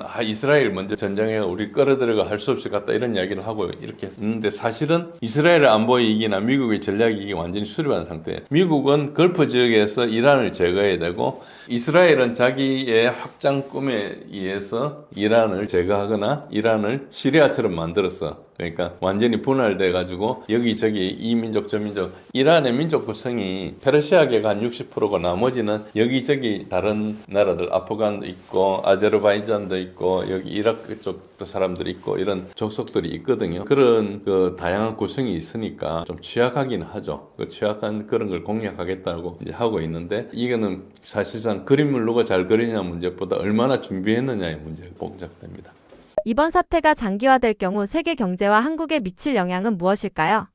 일단 뭐 지금 호르무즈 해협을 봉쇄가 핵심 변수인데 그걸 바로 봉쇄해버렸잖아요. 그래서 지금 많이 오르고 있죠. 오르고 있고, 그리고 전 세계 뭐 석유가 20% 통과하고, 그리고 유조선이 150척 이상 지금 기다리고 있고, 거기 보면은 페르시아만 앞에, 인도양 오만 앞에 거기 엄청 기다리고 있어요. 못 가고. 그러니까 저게 문제가 생기면 선주들이 가지 마라 그래요. 자기 보험이나 이걸 떠나서 한번 배가 부서지면 이제 큰일 당하잖아요. 지금 이란이 러시아하고 중국 배만 통과시켜줘요. 그리고 나머지는 못 가게 하고 영국 유조선하고 미국 유조선하고 합쳐서 세 척은 이미 이란이 폭파해버렸어요. 격침시켜버렸어요. 그러니까 지금 처음부터 그렇게 했기 때문에 이게 굉장히 어려운 그런 상황이죠. 그래서 단기에 해결된다. 이 확률은 거의 없습니다. 거의 없지만은 시나리오상 뭐 1, 2주한테 해결되는 거하고 뭐 3, 4주, 3 내지 5주 지속되는 거 한 달 정도죠. 그거나 아니면 수개월 이상 이렇게 가는 건데 유가 전망은 거기에 따라서 비례적으로 오릅니다.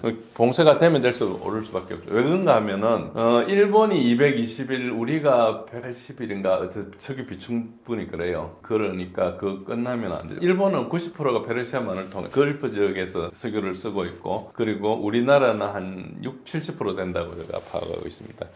근데 이제 비축을 하고 있는데 우리가 소비량이 굉장히 많은 게 우리 석유 사업을 해가지고 석유를 가공해가지고 이제 수출하잖아요. 그러니까 그냥 우리가 국내 소비용으로 하는 것은 그다지 안 많지만은 뭐 그것도 꽤 많죠. 근데 그다지 안 많지만 그걸 가지고 사업을 해야 되기 때문에 그걸 못하면 회사들이 이제 문을 닫아야 되니까 그건 더 심각한 문제가 있겠죠. 어쨌든 그런 측면에서 보면은 우리도 저게 마냥 기다릴 수 없는 상황이니까 일찍 해결됐으면 좋을 것 같은데 지금 그런 상황이 아니고 작정하고 그 파괴를 하고 있기 때문에 이거는 뭐 저기 장기 봉쇄나 그 장기가 수년 간다고도 볼 수 있어요. 어쨌든 빨리 해결되지 않으면 뭐 양쪽에 더 무기가 떨어져가 더 싸울 수 없는 상황이 마지막이지 않을까 그럴 정도로 지금 어려운데 세계 역량은 뭐 1, 2주에 해결되면은 잠시 소란했다가 말겠죠. 그리고 이제 한 달 정도 지속되면은 걸프 국가가 이제 생산해봐야 비축을 더 못하니까 용량을 초과하죠. 그러니까 생산을 강제로 중단해야 되겠죠. 그런 측면이 있고 카타르 같은 데는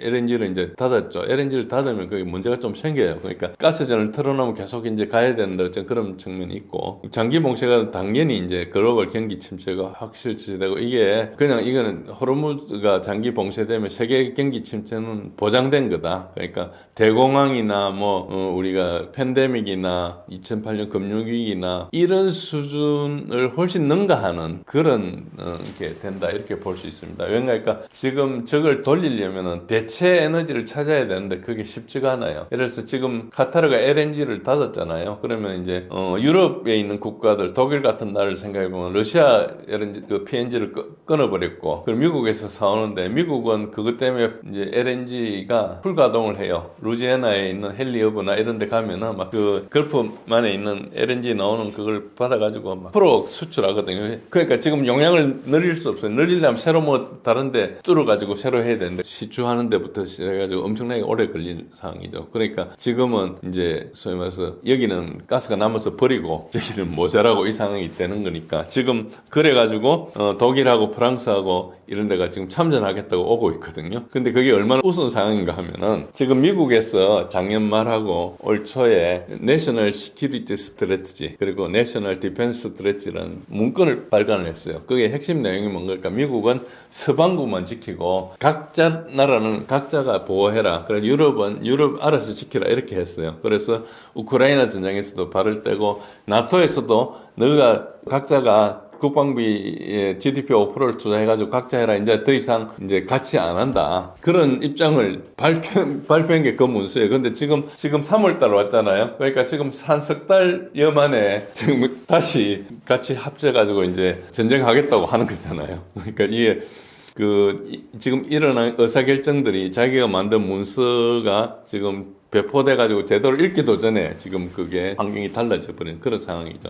예, 요게 아까 말씀드린 되게 중요한 게 두바이하고 GCC가 몰락하는 게 미국 패권의 금융의 어떤 핵심 안전핀 같은 그러니까 핀치라 그러죠. 그런 것 같은 건데 일단 두바이 모델이 지금 붕괴돼서 기존의 두바이 모델은 뭔가 그러니까 미군이 보호해가지고 그리고 세금 없고 금융과 항공과 관광과 물류로 번영을 했어요. 우리가 두바이 우리 삼성이 지은 그 엄청나게 큰 칼리파 빌딩 이런 것들 뭐 세계 제일 높은 빌딩 그리고 두바이는 유럽의 부호들이 와서 오는 휴양 장소거든요. 그리고 에미레이트 항공이나 이런 게 굉장히 번성하고 거기가 두바이가 아시아하고 아프리카하고 유럽을 가지는 중간에 허브 항으로서 작동을 하고 있고 카타르 항공이나 거기 이제 그 근처가 굉장히 굉장히 관광지로서 이렇게 나와 있죠. 그래서 두바이에 뭐 집 사고 웬만한 연예인들의 유명인들이나 부자들이 거기 이제 다 자산이 있을 정도로 그렇게 많잖아요. 근데 거기를 공격을 했어요. 이란이 개전 직후에 바로 했어요. 두바이, 아부다비, 바레인, 카타르, 쿠웨이트를 공격했는데 두바이 공항이 일단 일정 폐쇄돼서 그러니까 이제 비행기들 오갈 데가 없는 거죠. 그리고 자산가들이 탈출을 하는데 그게 얼마나 예상이 안 됐던 거니까 지금 보유층이 이제 휴가 왔다가 지금 탈출을 하는데 그게 뭐 두바이 같은 파티가 이렇게 늘 이어지는 데잖아요. 그게 이제 막 1인당 25만 불부터 한 4억 가까이 돼요. 한 3억 몇천 정도 되는데 이걸 지불하고 이제 나가려고 하는데 잘 안 되는 정도로 이제 패닉 수준의 이제 탈출을 러시가 있죠. 이게 장기적으로 어떻게 보면 되는 거니까 두바이의 핵심 가치가 안전이었거든요. 근데 이란이 공격하고 나니까 이 안전 가치가 붕괴됐습니다. 그래서 앞으로 부유층이 싱가포르, 홍콩, 일본, 남미로 갈 거예요. 그러니까 이쪽이 이제 부유해지는 거죠. 다시 말해서 두바이의 그 발전 모델이 거의 이제 한 20년 이제 없어지는 그런 식으로 갈 수 있습니다. 그런 정도로 있고 특히 이제 금융 허브 이런 걸 가지고 사실 금융 허브라 그러면 뭐 좀 쉽게 이야기해서 돈 세탁하는 데예요. 그러니까 거기에서 두바이를 특히 공격했던 이유가 뭔가 하니까 이제 리아라를 폭락시킨 게 이제 미 재무부가 가지고 이제 리아라를 공격해가 폭락시켰잖아요. 그래가지고 1월달에 그게 일어났는데 그걸 두바이에서 했어요. 그러니까 이제 그 두바이는 중립지역인데 우리가 중립인데 왜 그러냐 그렇게 이야기를 하지만은 그게 사실은 저기 이제 가담했다 이렇게 보는 것이고 거기 이제 CIA 기지 이런 것들을 이제 때리고 그랬습니다. 그리고 이제 바레인은 미 제5함대가 있는 데인데 이제 거기를 때렸어요. 그래서 이란 미사일 공격으로 이제 파괴가 진행 중에 있고 근데 바레인은 어떤 문제가 있는 거 옛날에는 미군을 유치하면 되게 안전하다 이런 생각을 했거든요. 근데 그게 이제 외부 공격에도 안전하지만 또 어떤 측면이 있는 거니까 내부 인적 구성이 중요해요. 이 걸프 지역의 왕국들은 민주주의도 아니고 과거 오래전부터 뭐 왕조를 가지고 했던 것도 아니고 이제 옛날에 오스만 특기 체하에 있다가 그다음에 오스만이 이제 1차 대전 이후 망하면서 영국이 잠시 접수해 가지고 있는 동안에 이제 국가들이 생겼어요. 부족 단위에 있던 나라들이 국가가 된 게 많아요. 그래 뭐 사우디라는 그룹이 그 왕국을 만드는 거거든요. 그러니까 어째 보면은 그냥 왕국인데 그 사이에 이제 석유가 많이 났잖아요. 그 국가의 부를 왕족 소수가 패밀리가 부족이라 할 것도 없고 부족이라면 트라이브라 해서 큰데 어떤 패밀리가 독점하는 것이거든요. 그러니까 엄청나게 취약하겠죠. 그래서 뭐 그런 취약한데 거기에다가 뭐까지 겹치는 거니까 종교적으로 시아파하고 수니파가 이게 좀 섞여 있어요. 섞여 있는데 이제 수니파들이 예를 들어서 되게 많은데 수니파가 권력을 잡고 있으면 크게 문제가 없는데 수니파가 소수인데 수니파가 권력을 잡고 있다. 이러면 이제 좀 이제 문제가 생길 수 있죠. 지금 바레인 같으면은 시아파 인구가 50% 이상인데 수니파가 왕정을 지배하거든요. 그러니까 하메네이를 건드린 것은 거의 가톨릭으로 따지면은 교황이나 꼭 그렇게 비할 것 아니지만은 영국의 성공회 같으면 캔터베리 대기조교나 이런 사람을 죽인 거예요. 그러니까 이제 이 시아파계 사람들이 엄청 그 분노해가지고 이걸 거의 말로 지하드 성전으로 부르는 정도로 반응하고 있거든. 그래서 시아파가 많은 데서 일어나가지고 각각 가가지고 그 미국 대사관을 공격합니다. 얼마 전에 파키스탄에 가가지고 시아파들이 미국 대사관을 공격하다가 굉장히 많이 죽었어요. 이제 지금 이라크에서도 일어나고 있는데 저 바레인에 드론이 와가 때리는 걸 보고 그 촬영 동영상이 돌아다니는데 그 보면은 바레인 사람이 막 좋아서 날린 거예요. 그 말은 뭔가 그러니까 그 박수치는 일반 사람들은 이제 시아파 사람들인 거죠. 그러니까 시아파의 종교 지도자가 암살을 당했으니까 그것에 대해서 이제 분노를 하는데 거기에 이제 미국이 때리는 것에 대해서 좋아한다.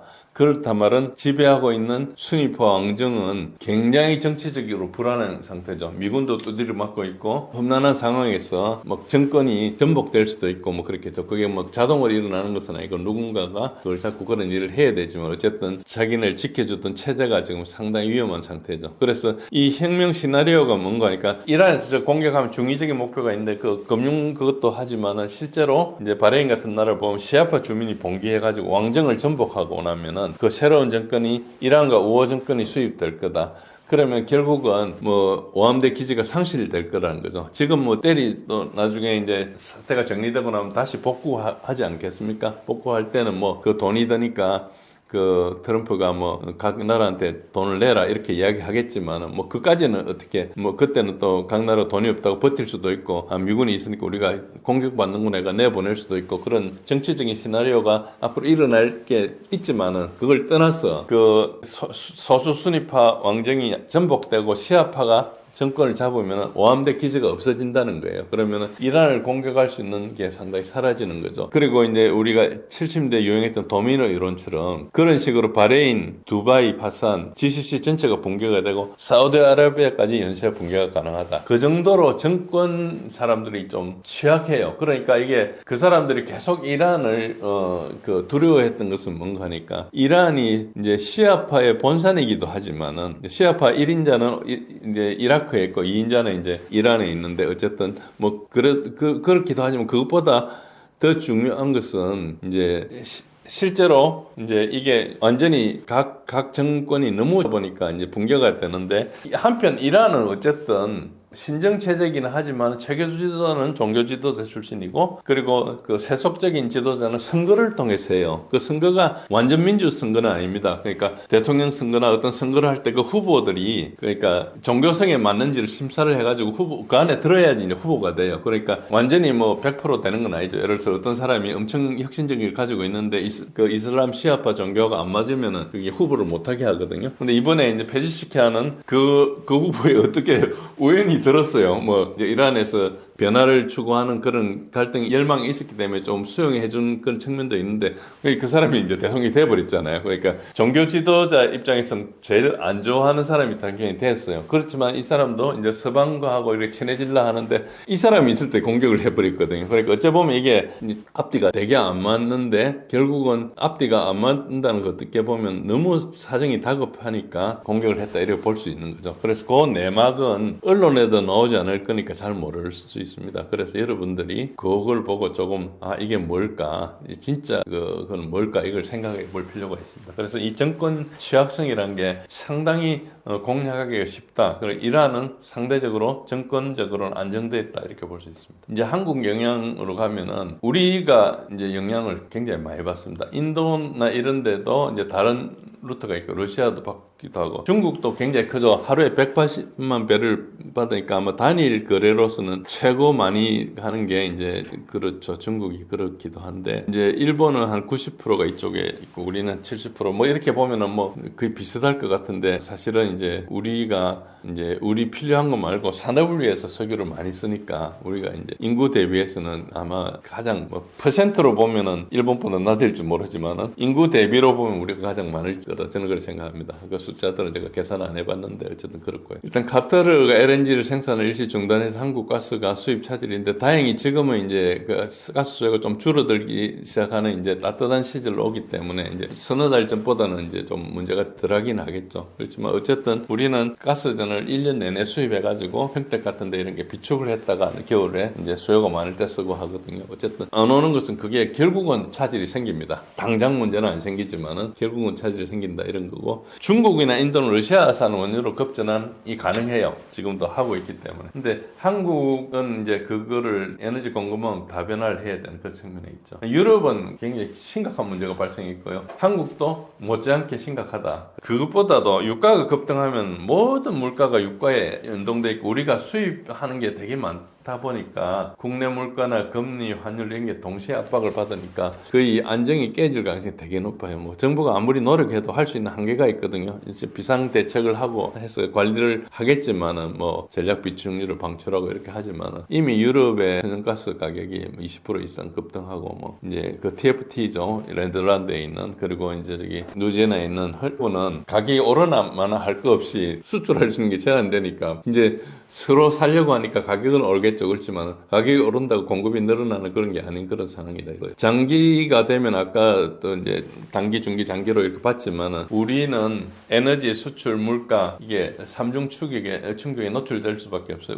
어쨌든 전략 비축률을 방출해가지고 일단 문제를 좀 줄이려 하겠죠. 그리고 공급선을 다변화해야 되고 또 또 환율 대응을 해야 되는 이런 문제가 생기는데 결국은 우리가 수출하는데 예를 들어서 유럽 같은 데 경기가 위축되면 우리가 수출이 덜 될 거 아닙니까? 생산을 많이 해도. 그러니까 수출을 못해서 생기고 가격이 올라서 생기고 하는 그런 게 이제 예상이 된다. 그런 측면에서 우리한테는 굉장히 심각한 사태입니다. 볼로디미르 젤렌스키가 3차 대전 이미 시작됐다고 표현한 것은 무엇을 의미하나요? 2주쯤 전에 이제 딱 며칠 지나면 이제 4주년이 되는 그러니까 러우전 4주년을 앞두고 이제 BBC한테 하면서 저 발언을 했어요. 그래서 뭐 그때 푸틴이 이미 3차 대전을 했다. 그래서 이게 이제 그가 얼마나 많은 영토를 점령할 수 있느냐, 어떻게 막느냐가 문제다 이렇게 이야기를 했는데 이거는 이제 젤렌스키가 트럼프 대통령하고 시각 차이를 이제 명시적으로 했어요. 그러니까 자기가 그렇게 이야기했는데 그 트럼프는 그렇게 생각하지 않는다는 걸 이야기했어요. 그러니까 자기 개인의 결례라는 건 이야기했죠. 그래서 뭐 3차 대전을 이다고 막 억지로 주장한다 이런 것보다 이제 보는 시각에 좀 차이가 있다 이렇게 볼 수 있는데 저 말의 핵심은 뭔가니까 지금 러우전을 계속하고 있는데 우크라이나에 대한 지원은 계속 줄어들고 있고 물론 아직까지 지원이 뭐 끊어지거나 그런 건 아닙니다.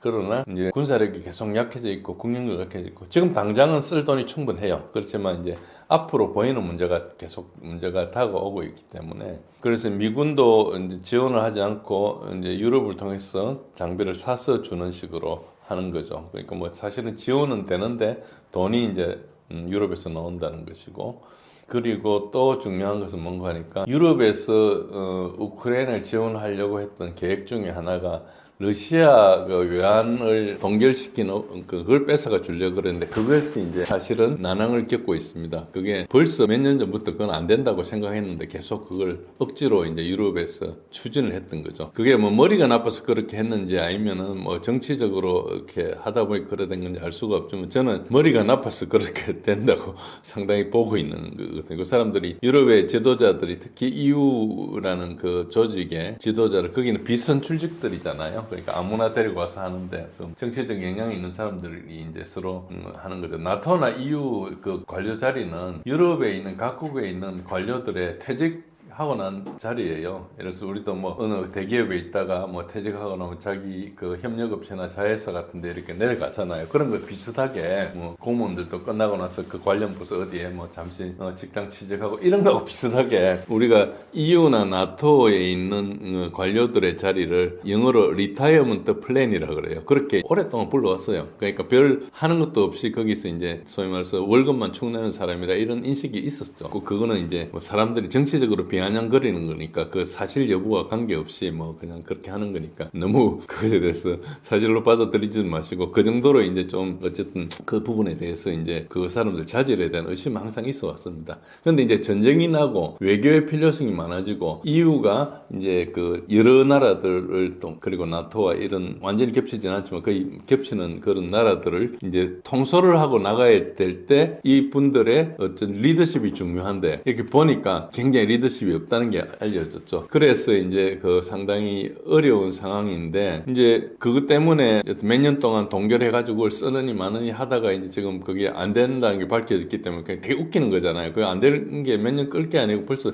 옛날에 결론이 나고 다른 걸 구했어야 되는데 그걸 미루고 있다가 이제 저렇게 됐다는 게 리더십이라기보다 조금 동네 뭐 회장도 그렇게 안 하거든요. 그러니까 이제 계획이 되게 없는 그런 걸로 볼 수 있죠. 어쨌든 거기에서 이제 유럽이 지원해 주는 게 되게 난항에 부딪혔어요. 그래서 유럽 각국은 어떻게 된 거예요? 그 돈이 다 들어갔지 않습니까? 그리고 앞으로 또 들어가야 돼요. 그 상황을 결국 국민들한테 세금 받아가 해야 되는데 그걸 어떻게 자기 국민들한테 설득을 할 거냐의 문제가 부딪혀 있는 겁니다. 그러니까 젤렌스키를 도와주는 이 지도자들이 각국의 자기 정치적 자산을 소비해가면서 젤렌스키를 그동안 도와줬는데 보니까 지지율은 10% 20% 되고 국민들 싫어하고 하니까 이제 되게 어려운 상황이 된 거죠. 그 사람을 도와주는 거예요. 저 3차 대전이라는 게. 3차 대전이 일어난다고 이야기를 하고 젤렌스키가 스팟라이트를 받을 때는 그게 헤드라인을 타지 않겠습니까? 뉴스. 그러면은 국민들 중에서 앞으로 전쟁 날지 모르니까 우리가 지금 허리를 졸라매고 해야 된다 이런 것을 할 때 자국 그 정치 지도자들한테 비난을 좀 덜 할 수가 있겠죠. 그런 측면에서 이렇게 봐야 된다. 단지 지금 러시아를 압박하기 위해서 이런 것은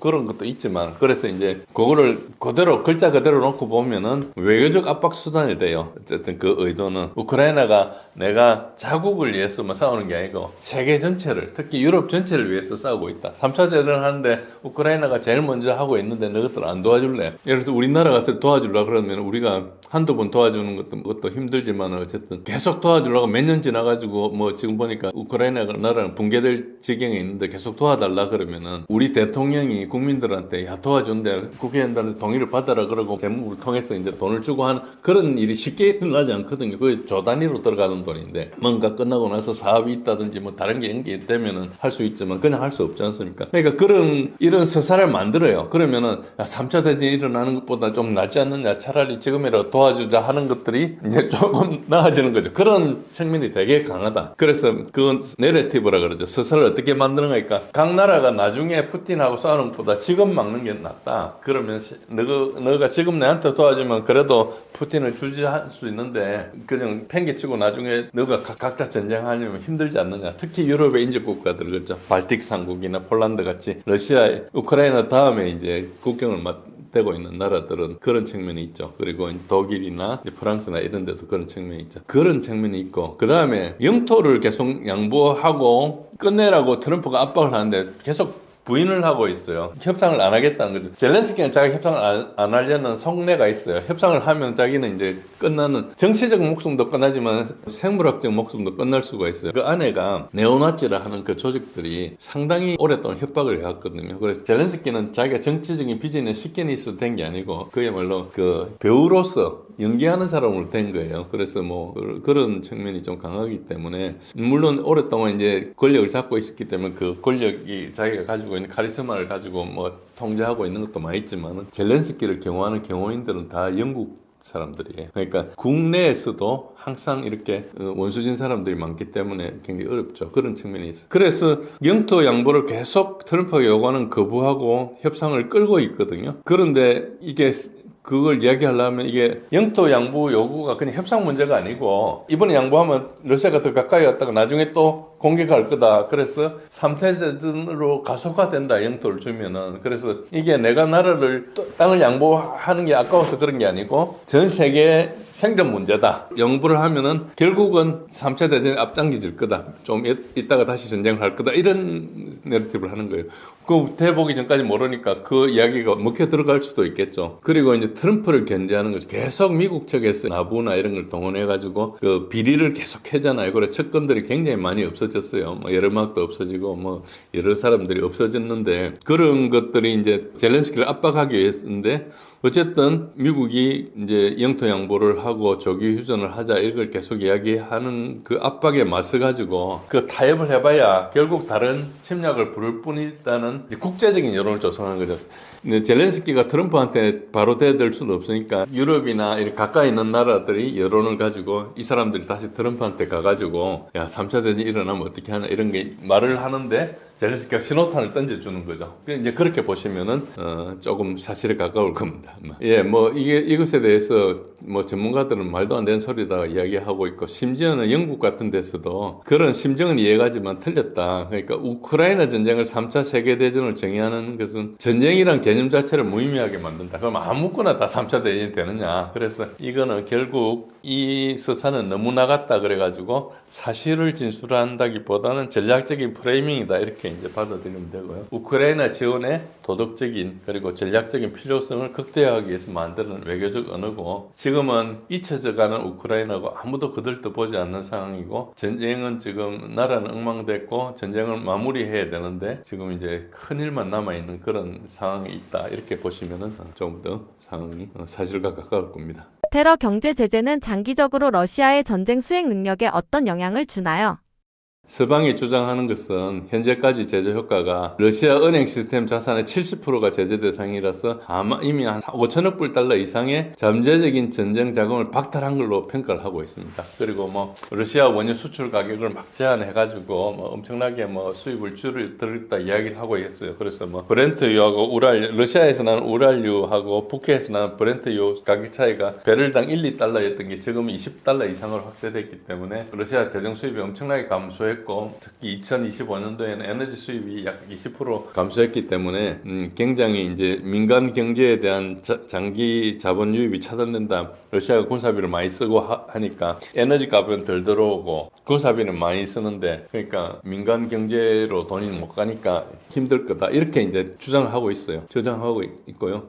예, 그리고 이제 곧 러시아가 경제가 균열 지점이 될 거다. 저기에 제가 보면 출처가 있는데 모스코 타임즈라는 것은 반러시아 언론입니다. 모스코 타임즈라고 하는 건 꼭 친러시아 같은데 사실 반러시아고 여기 있는 것들이 대부분 유럽이나 이런 데서 운영하는 이제 소위 말해서 정보 작전하는 기관들이에요. 그러니까 그 선전하고 이런 거 하는 건데 어쨌든 2023년도 2024년도는 연 4% 이상 성장했어요. 그러다가 2025년도 1% 이하로 급락했다. 뭐 이렇게 이야기돼요. 그리고 2026년도에도 IMF 1%라 그러는데 그래서 정치됐다 이런데 여기 좀 말이 안 되는 게 2024년도 말에 경제 실적을 발표하고 다음에 경제 계획을 보고하는 러시아 경제부 장관이 이제 푸틴한테 보고하는 자리에서 푸틴이 뭘 했는 거니까 너무나 경제가 과열되니까 2025년도에는 좀 식혀라. 그래가지고 의도적으로 낮춘 거예요. 그래서 너무 물가가 오르고 힘들고 하고 과열됐다가 나중에 과열되면 거품이 터지잖아요. 그러니까 미리 좀 식히라. 그래가지고 일부러 낮춘 거거든요. 그리고 그 결과 물가가 굉장히 많이 떨어졌어요. 그전에 굉장히 오르다가 떨어졌는데 일부 지표를 가지고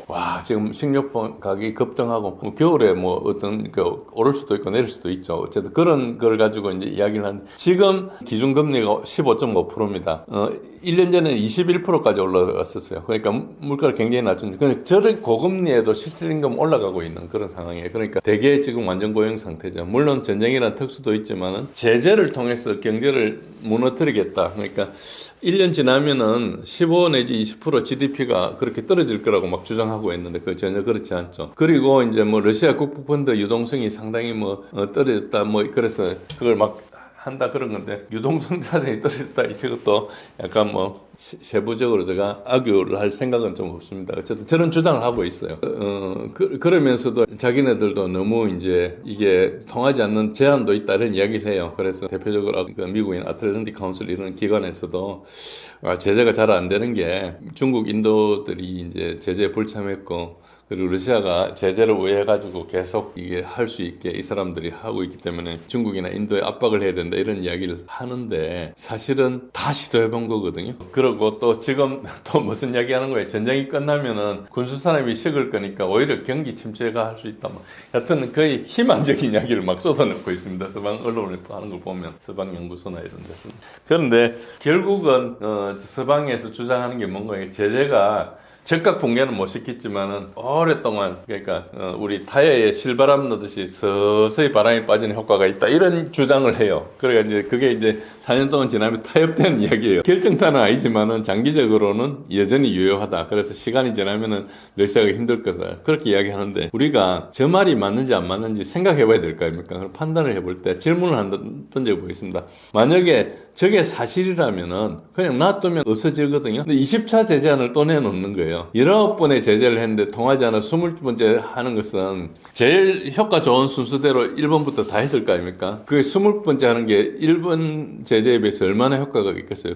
같은 효과는 아니겠죠. 훨씬 작은 효과겠죠. 그러니까 이때까지 제재가 전혀 효과가 없었다고 알 수 있는 거죠. 역사상 가장 많은 제재를 했는데 전혀 효과가 없는 거죠. 그런 측면이 있습니다. 그래서 저 서방의 주장이 좀 말이 안 되고요. 그런데 왜 그러면 제재가 안 됐느냐. 러시아 경제가 폭락할 거라고 예측을 했는데 그때 서방의 적은 6개월 내에 GDP가 15 내지 20%가 내려갈 거다 했는데 실제로는 2022년도에는 1.4% 하락했어요. 공급망이 붕괴되니까 이제 조정하는데 어려움을 겪었죠. 그런데 2023년도, 4년도, 2025년도 이렇게 성장을 계속했고 그리고 아까 말씀드린 성장을 낮춘 것도 일부러 시킨 거거든요. 그래서 놔둬놓으면 갔죠. 어쨌든 결과적으로 물가를 2024년도에 9.5%까지 올랐던 물가를 2025년도 5.6%를 억제를 했어요. 그리고 기존금리도 이제 많이 낮추고, 그러니까 물가가 떨어지면 금리를 낮추거든요. 그런데 여기 중요한 게 뭔가, 그러니까 루블화가 전쟁 전에 그 1달러당 7, 80루블 하던 게, 그리고 그때 이제 전쟁 시작하자마자 150루블까지 루블화가 폭락했었거든요. 그러다가 지금은 75루블 선으로 돼 있었어요. 근데 생각해 보시죠. 그러니까 달러하고 루블하고 가치가 같아졌죠. 그렇지 않습니까? 4년 사이에 같은데 그 사이에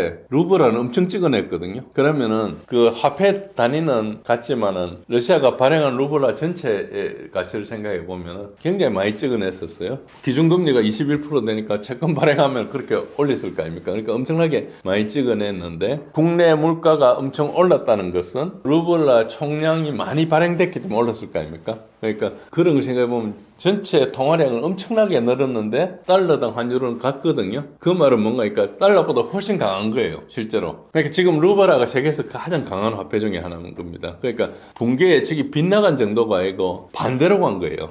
그러면 서방은 뭘 잘못 봤느냐? 서방은 금융경제가 굉장히 차지하는 비중이 많아요. 서비스나 금융경제가.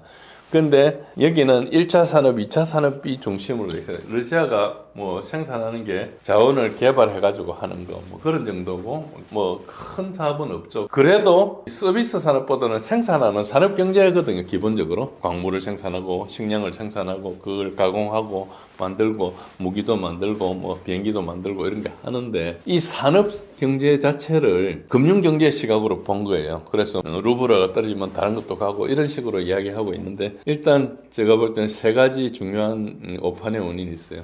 제재가 이제 완전히 밀봉을 해야 되는데 채 나간 데가 좀 있었던 게 있고, 그리고 전시가 되면은 소비 경제가 좀 줄어든 대신에 전시의 생산이 늘어나는 그런 부분이 있고, 그리고 러시아가 그 제재에 빨리 적응할 수 있던 것을 과거에 이제 과소평가한 거죠. 그러니까 러시아의 경제를 굉장히 무시했었어요. 어느 정도 무시했는 거니까 러시아는 주유소, 그러니까 국가 인체하는 주유소다 그랬어요. 그러니까 러시아는 기름밖에 없는데 그게 뭐 국가인 것처럼 이렇게 설치 다닌다고 하면서 아니 꼽게 보는 그런 말을 유럽에서 했거든요. 그 정도로 러시아 경제는 그냥 제재하고 유가만 닫으면 그냥 무너질 거라고 생각했던 거죠. 그런데 러시아가 특히 이제 러시아 중앙은행장이 이 부분을 잘 해결했고, 그리고 특히 루블화를 공격할 것에 대비해서 대응을 세웠던 거, 이런 것들이 굉장히 잘한 거죠. 그러니까 이 부분에 대해서 상당히 실력을 보여줬다 이렇게 볼 수 있습니다. 우크라이나 영토 양보가 선례가 될 경우 국제사회에 어떤 리스크가 생기나요? 영토 문제는 사실은 본질을 왜곡이 한 선전입니다. 2025년 작년 6월달에 협상할 때 협상 러시아 대표단 메덴스키가 지금도 단장이에요. 그 사람이 우크라이나한테 뭐라 했는가? 시간이 지날수록 우리 요구 조건이 어려워질 그러니까 일찍 협상하는 게 낫다 이렇게 이야기를 했어요. 그때 뭐라 했는 거예요? 지금은 4개 주를 가지고 이야기를 하지만 다음에는 8개 주를 가지고 이야기하고 그 다음에 12개 주가 될 거다 이렇게 이야기를 하고, 그래서 영토 문제 자체는 사실 러시아가 영토 문제를 고집하고 이런 건 아닙니다. 전쟁을 하다 보니까 그 영토를 확보한 것에 대해서 앞으로 전쟁을 더 안 하기 위해서 요구 조건을 내세우고 있지만은 더 심각한 문제는 디나치피케이션이면 러시아가 이걸 전쟁으로 하지 않고 특수 군사 작전으로 선언을 했거든요. 그러면서 목표가 디밀리터리제이션, 디나치피케이션. 그러니까 돈바스 내전 이후에 계속 이제 민간인을 죽이고 러시아계를 학살하고 이렇게 하니까 그걸 이제 개입해가지고 들어온 거예요, 러시아 입장에서는.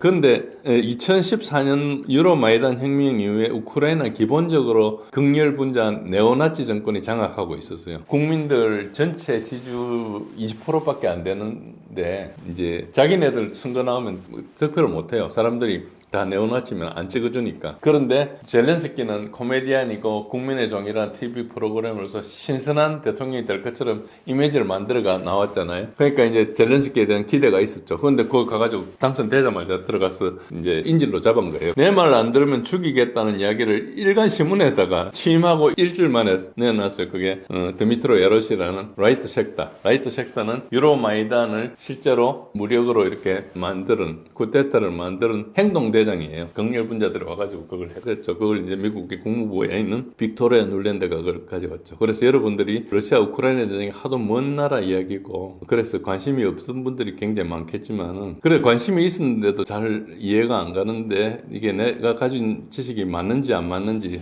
의심스러울 때는 일단 기본적인 체크상이 빅토리아 눌랜드가 누군지 아느냐가 되게 중요합니다. 만약에 그걸 모르고 계시면은 우크라이나 전쟁의 한 면을 거의 모르고 계신다. 그래서 전쟁을 하니까 여러 당사자들의 입장이 있는데 이제 그렇게 생각하시고 그걸 좀 찾아볼 필요가 있어요. 그러니까 이게 그 엔지니어 됐던 정치 공학적으로 만들었던 유로마이단 쿠데타거든요. 그 쿠데타를 이제 혁명이라고 이야기를 해요. 뭐 그렇게 이야기하고 하는데 어쨌든 그게 우크라이나의 내부적인 영향에 의해서 한 게 아니고 이제 외부에서 와가지고 소위 말해서 어떤 괴뢰 정권을 만드는 그런 상황이다 이렇게 보시면 돼요. 어쨌든 우크라이나 국민 우리가 국민으로서 우크라이나 국민과 그걸 움직이는 네오나치 정권을 구분해야 돼요. 우리가 김정은 정권 할 때는 3대 세습을 하는 어쨌든 정권이잖아요. 근데 우리가 북한 주민을 이야기할 때는 우리 동포고 과거에 우리 형제였고 친척이었고 이런 사람들로 보잖아요. 그래서 우리가 탈북한 주민이나 이런 사람들은 혹은 북한에 뭐 어려운 일이 있고 인도 정권을 할 때는 우리 동포 입장에서 하는 거지만은 그걸 움직이는 어떤 압제적인 정권이 뭐 자기 나름대로 정권의 이유가 있겠지만 우리가 봤을 때는 우리하고 다르게 굉장히 압제를 한다. 그러면 그 정권이 자체가 이제 약간 다른 거죠. 그것처럼 우크라이나 국민과 네오나치 정권은 구분해서 봐야 된다. 이렇게 보셔야 됩니다. 그래서 이제 지금 러시아한테 지금 서방에서 막 주장하는 것은 뭔가니까 우크라이나를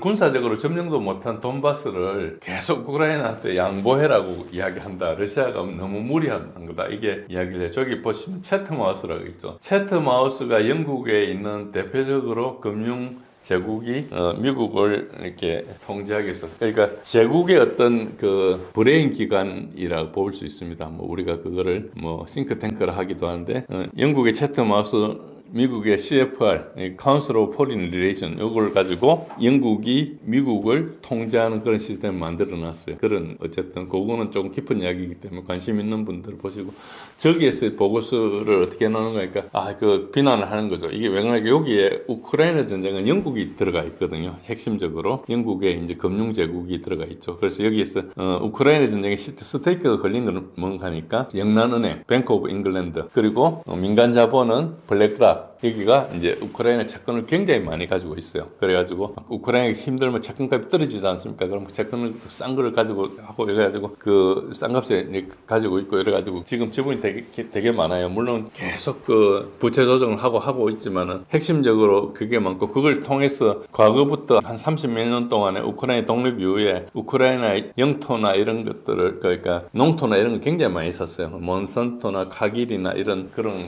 자본들이 많이 들어가 있죠. 그러니까 사실은 저 땅들이 왜 저렇게 우크라이나 국민들 때문에 그런 게 아니고 그 우크라이나가 이제 러시아한테 넘어가면 그 땅에 대한 소유권이 주장을 못 하지 않습니까? 그 우크라이나 정부를 통해서 이렇게 획득한 거니까 그런 이해관계가 있어요. 그러니까 우리가 돈을 모르고 이야기를 하면 이야기가 잘 안 되는 게 지금 저기에 투자해 놓은 사람들은 지금 저게 이제 되게 중요하다고 생각하는 거죠. 그렇게 이제 그렇게 보셔야 되고 그리고 이제 푸틴의 목표는 땅이 아니고 우크라이나 자체다 이런 이야기를 해요. 뭐 땅이 아니고 이거를 전부 다 이번에 침공을 해가지고 과거에 뭐 소련 붕괴가 부당함을 되돌리고 러시아 제국을 부활하고 뭐 역사적 사명을 인식하고 있고 그래서 지금 어쨌든 그 조건으로는 우크라이나 80%가 서방 통으로 나가게 되기 때문에 이게 수용 불가능하다. 그래서 이거 계속 전쟁해야 땅을 가지려 할 거다. 뭐 이런 주장을 해요. 그게 이제 미국에 있는 싱크탱크인 아틀란틱 카운슬. 아틀란틱 카운슬은 이제 미국 동부에 있는 그 연구기관인데 저런 주장을 해요. 서방에 주장하는 것을 아셔야지 논의를 할 수 있으니까 이제 그 주장을 그렇습니다. 그리고 영토 양보 이후 어떻게 할 거냐. 도네츠크를 가지고 끝내는 게 아니고 잠시 있다가 푸틴이 다시 또 갈 거다. 계속 또 요구할 거다. 어디로 갈지 모르지만. 여기 이제 모스크바 타임즈라는 소위 말해서 반러시아 언론이고요. 그 다음에 루시라고 이제 왕립 그 합동 군사 연구소인데 거기에서는 우크라이나에게 영토 양보는 군사적인 핵심 거점을 잃는 것이므로 우크라이나 군이 아주 거기서 굉장히 중요한 방어 잘된 진지에서 나와가지고 준비되어 있지 않고 방어 불가능한 지형으로 이동해야 된다. 그래서 이거 해주면은 더 빨리 무너질 거다 이런 주장을 하고 있어요.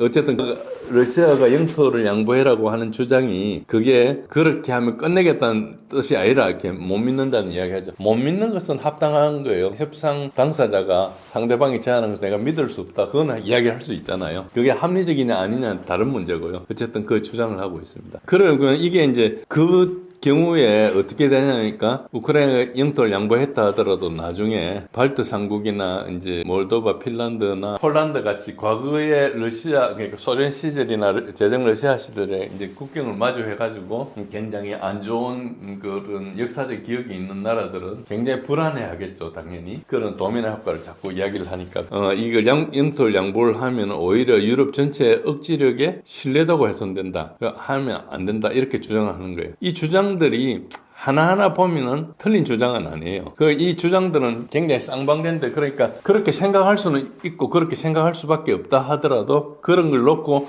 안보 구도를 논의를 할 수 있잖아요. 그러면 논의를 해서 신뢰할 수 있느냐 이 부분이 이제 문제가 되는 거죠. 어쨌든 지금 그런 상황이 있습니다. 근데 실제는 어떻게 하느냐. 제가 이제 거의 1년 반, 1년 뭐 넘어 동안에 이제 트럼프 취임 직전부터 그랬어요. 근데 그것도 이제 키스 켈로그가 우크라이나 러시아 특사되는 거 보고부터 그랬는데 저는 협상보다 종전이 빠를 거라고 이야기를 했어요. 그 말은 약간 어폐가 있죠. 그러니까 종전이 빠르기가 힘들잖아요. 그러니까 어쨌든 결과적으로는 종전이 나중에 되는 건데 제가 저렇게 왜 표현을 저렇게 과장해서 했는가 하니까 너무나 협상이 어려운데 협상을 너무 쉽게 받아들인 식으로 이야기하기 때문에 그렇게 해가 협상이 안 된다는 걸 이야기했고 그때 당시에 트럼프가 이야기하는 거 보면 러시아 우크라이나 전쟁 자체에 대해서 전혀 모르고 있는 것이에요. 전쟁이라는 것은 그냥 일어나는 게 굉장히 복잡한 배경이 있기 때문에 그걸 조정하려면 엄청나게 잘 알아야 돼. 그냥 윽박 지른다고 조정할 수 있는 게 아니거든요. 그러니까 어쨌든 양보를 하고 해야 되는데 그걸 책임을 감수하고 해야 되면 정치적으로도 힘들고 하니까 굉장히 어려운 상태죠. 그래서 굉장히 힘든 걸 알아야 되고 자기가 모르더라도 그걸 알만한 사람한테 맡겨야 되는데 미국 사람들 협상한 흉내만 내고 있지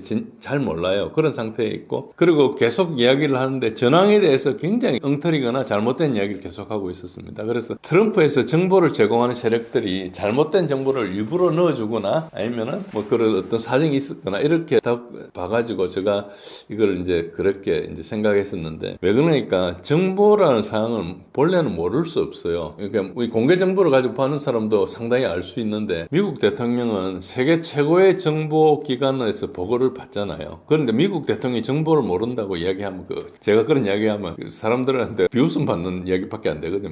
말도 안 되는 이야기죠. 그런데 그게 실제할 수 있다고 저는 생각해요. 아니면은 굉장히 교묘하게 모른 척 할 수는 있는데 그건 하루 이틀은 그렇게 할 수 있고 장기간 할 수 없거든요. 근데 트럼프가 나이가 많고 굉장히 복잡한 군사적인 문제 그리고 외교 안보적인 문제를 트럼프한테 보고해서 설명하는 게 굉장히 어려울 거예요. 그 하루 이틀 보고 듣고 파악이 안 되거든요. 그럼 꾸준하게 매일 듣고 해서 학습을 해야 되는데 트럼프가 지금 정신적으로 그럴 능력이 되겠습니까? 온 세계 문제 하는데 어떤 이해관계도 있고 이렇게 하기 때문에 결국은 보고를 제대로 안 받고 누가 쉽게 와서 귀에 속삭이냐에 따라 달라진다고 보는 거죠. 그래서 이제 트럼프의 영향력인 사람 와서 이야기하면 그 사람 말 믿고 뭐 이런 식으로 갈 상황이 많고 이미 네오콘, 딥스테이트 이런 사람들이 트럼프한테 어떤 형태로든 교묘하게 위정보를 전달했을 걸로 저는 의심했습니다. 그래서 그 문제를 정보 실패라고 규정했어요. 그러니까 방법은 여러 가지가 있는데 우크라이나에서 과장해서 만든 정보를 가져와가지고 미국에서 그 우크라이나 정보를 사실처럼 보고를 하고 책임을 회피할 수도 있고 뭐 이런 게 있을 수 있죠. 그런데 그런지 안 그런지는 우리가 내밀한 걸 알 수가 없지만은 발언하는 내용을 보면 그렇게 판단할 수밖에 없었다. 그럴 수도 있고요. 그게 이제 제가 이때까지 생각했던 거고 아니면은 트럼프가 교묘하게 이란처럼 협상하지 않으려고 일부러 시간을 끌고 있어서 막 했을 수도 있다. 확률은 좀 낮지만은 그게 이제 이란과 할 때는 분명히 그렇게 했거든요. 그래서 이걸 하면서 유럽이 전쟁을 할 준비가 될 때까지 시간을 끌고 있는 거일 수도 있다. 근데 러시아는 협상이 될까봐 좀 기다리고 있는데 트럼프가 위장을 했을 수 있다. 이게 과거에는 별로 생각을 안 했는데 최근에 이제 이란하고 혹은 그 전에 베네수엘라하고 일어났을 때 보면 트럼프가 굉장히 많이 위장을 했지 않습니까? 근데 그게 손자병 부부에 나오는 기만 전술의 기본이거든요. 그걸 하는 것 자체는 뭐 도덕적으로 뭐 윤리적으로 비난받을 수는 있지만은 전략으로 구사하는 것은 충분히 가능한 이야기죠. 그러니까 기술적으로는 수용이 가능한 이야기고 그게 이제 지도자로서 그게 맞느냐 틀리느냐 뭐 상대방하고 협상을 할 때 선의로 해야 되느냐 이런 교과서적인 부분에 들어가면 이제 잘못될 수는 있는데 전략으로서는 충분히 전술로서는 할 수 있다 이렇게 볼 수 있는 거예요. 그래서 저런 가능성이 존재합니다. 그리고 지금 현재